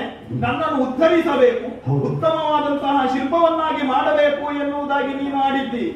ನನಗೆ ಈಗ ಅನಿಸ್ತಾ ಉಂಟು, ನಾನು ಕೆತ್ತಿದ್ದು ಶಿಲ್ಪವನ್ನಲ್ಲ, ಬಂದಂತಹ ಬಂಡೆಯಿಂದ ಲೋಕಮಾರಕವಾದಂತಹ ಒಂದು ಆಯುಧವನ್ನು ನಾನು ಸಿದ್ಧ ಮಾಡಿದ್ದೇನೆ. ಆಯುಧವನ್ನು ಸಿದ್ಧ ಮಾಡಿದ್ದೇನೆ ಎನ್ನುವಂತಹ ಕಾರಣದಿಂದಲಾಗಿ ಲೋಕ ಮಾರಕಕ್ಕೆ ಕಾರಣವಾಗುವಂತಹ ಈ ಆಯುಧಕ್ಕೆ ಸಿದ್ಧಿಯಾಗದೆ ಇರುವಂತಹ ಶಾಪವನ್ನು ಕೊಡುವಂತಹ ಯೋಗ್ಯತೆಯನ್ನು ಹೊಂದಿರುವವನು ಈ ಭಾರ್ಗವ. ಈಗ ವಂಚನೆ ಮಾಡಿ ನನ್ನಿಂದ ವಿದ್ಯೆಯನ್ನು ಪಡೆಯದೆಯಾ?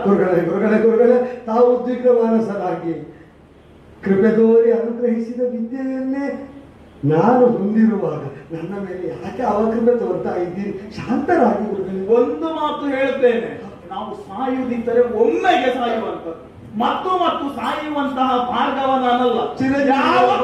ಚಿರಂಜೀವಿಗಳ ಬಾಯಲ್ಲಿ ಸಾವಿನ ಮಾತು ಯಾಕೆ ಗುರುವರ? ವಂಚನೆಯುಳ್ಳಂತಹ ನಿನ್ನ ವಂಚನೆಯನ್ನು ತಿಳಿಯದೆ ಆಡುವಾಗ ಹೇಳ್ತಿ, ಇದರ ಒಳಗಿರುವುದನ್ನು ನಿಮಗೆ ತಿಳಿಯಲಿಕ್ಕೆ ಬರ್ತದೆ ಎನ್ನುವುದಾಗಿ. ಸ್ವರ್ಣ ಕುಂಭವೆನ್ನುವುದಾಗಿ ನಾನು ಹಾಲನ್ನು ಎರೆದೆ.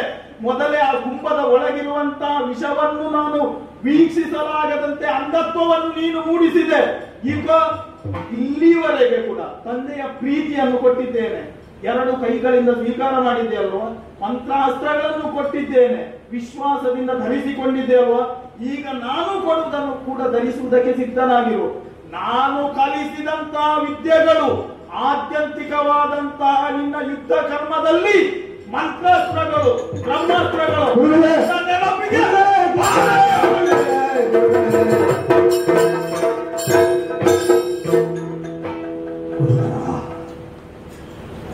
ಶಪಿಸಿಯೇ ಬಿಟ್ಟ. ಎಲ್ಲದನ್ನು ಪಡೆದುಕೊಳ್ತೀಯ ಅಂತ ಇದನ್ನು ಕೂಡ ಧರಿಸಿಕೊಂಡು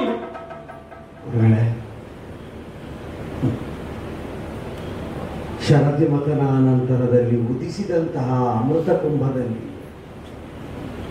ನಿಕ್ಷೇಪಗೊಂಡ ಅಮೃತ ಕುಡಿಯುವ ಹಂಬಲ ಹೊತ್ತ ರಾಕ್ಷಸ ಸಾಲು ಬದಲಿಸಿ ಬಂದು ಕುಳಿತನಂತೆ. ಕುಡಿತಾ ಇರುವುದು ಅಯೋಗ್ಯ ಅನರ್ಹ ಎಂಬ ಎಚ್ಚರವನ್ನು ಜಾಗೃತವಾಗಿಸಿದ ಸೂರ್ಯಚಂದ್ರರು ಮೋಹಿನಿ ಸ್ವರೂಪದಿಂದ ಅಮೃತ ಹಂಚುತ್ತಾ ಇದ್ದ ಮಹಾವಿಷ್ಣುವಿನ ಸನ್ನಿಧಿಗೆ ನಿವೇದಿಸಿಕೊಂಡ್ರಂತೆ ಸ್ವರ್ಭಾನ ಒಂದು ದೇವತತಿಗಳ ಸಾಲಲ್ಲಿದ್ದಾನೆ ಅಂತ. ಕುಡಿದಾಗಿ ಸುದರ್ಶನ ಪ್ರಯೋಗ ಆಯಿತು. ಸಾಯಿ ಕಡಿ ಎರಡಾಯಿತು. ರಾಹುಕೇತುಗಳ ಅಂತ ಕಾಣುವುದಕ್ಕೆ ತೊಡಗಿದ್ರು. ಯಾಕೆ ಹೇಳಿದೆ ಅಂದ್ರೆ ಅಮೃತ ಕುಡಿದ ಅಸುರನಿಗಾದರೂ ಕುಡಿದದ್ದು ಅಮೃತವಾದದ್ದರಿಂದ ಮಹಾವಿಷ್ಣುವಿನ ಸುದರ್ಶನದಿಂದಲೇ ರಕ್ಷಣೆ ಉಂಟಾದರೆ ಆ ಅಮೃತಕ್ಕಿಂತ ಶ್ರೇಷ್ಠವಾದ ನಿಮ್ಮ ವಿದ್ಯೆಯನ್ನು ಕುಡಿದ ಕರ್ಣನಿಗೆ ಹಾಗಾದ್ರೆ ಬದುಕೇ ಇಲ್ಲೋ ಗುರುಗಳೇ? ಮಗು ಆಡಿದಂತಹ ಮಾತು ಯಾವತ್ತಿಗೂ ಕೂಡ ಸತ್ಯವೇ ಆಗುತ್ತದೆ. ಅದು ಶಾಪವಾಗಿ ನಾನು ನಿನ್ನ ಕುರಿತಾಗಿ ಆಡಿದಂತಹ ಪ್ರೀತಿಯ ಮಾತುಗಳೇ ಆಗಿರಲಿ. ಪ್ರಮಾದಕ್ಕಾದರೂ ಕೂಡ ನಿನ್ನನ್ನು ಮಗನೇ ಎನ್ನುವುದಾಗಿ ಸಂಬೋಧಿಸಿದ್ದು ಸುಳ್ಳಲ್ಲವಲ್ಲ. ವಿದ್ಯಾಕಾಂಕ್ಷೆಯಿಂದ ನಾನು ಆಡಿದ ಮಾತಿನ ವೃತಾನೃತಗಳು ಸತ್ಯಮಿಥ್ಯಗಳು ಏನಿದ್ದರು ತಂದೆ ಎಂದೇ ತಿಳಿಸಿ ನಾನು ಸೇವಿಸಿದ್ದು ಸತ್ಯಗಳೇ. ಮಗು ಪ್ರೀತಿಯ ಅಮೃತಧಾರೆಯನ್ನು ಹರಿಸಿದಂತಹ ಈ ನಾಲಗೆಯಿಂದ ನಿನಗೆ ಶಾಪವಾಕ್ಯವನ್ನು ಹರಿಸುವಂತಹ ದುರ್ವಿಧಿನಿಂದ ಗುರುವಿಗೆ ಪ್ರಾಪ್ತವಾಯಿತು. ಗುರುಗಳೇ, ಸಕೃತಾಪರಾಧ ಅದು. ತಾವು ತಮ್ಮನ್ನು ತಾವು ನಿಂದಿಸಿಕೊಳ್ಳುವುದು ಬೇಡ. ಅನುಗ್ರಹಿಸಿ ಕೃಪೆದವರಿಗೆ ಅಷ್ಟು ಮಾತ್ರ ಯಾಚನೆ.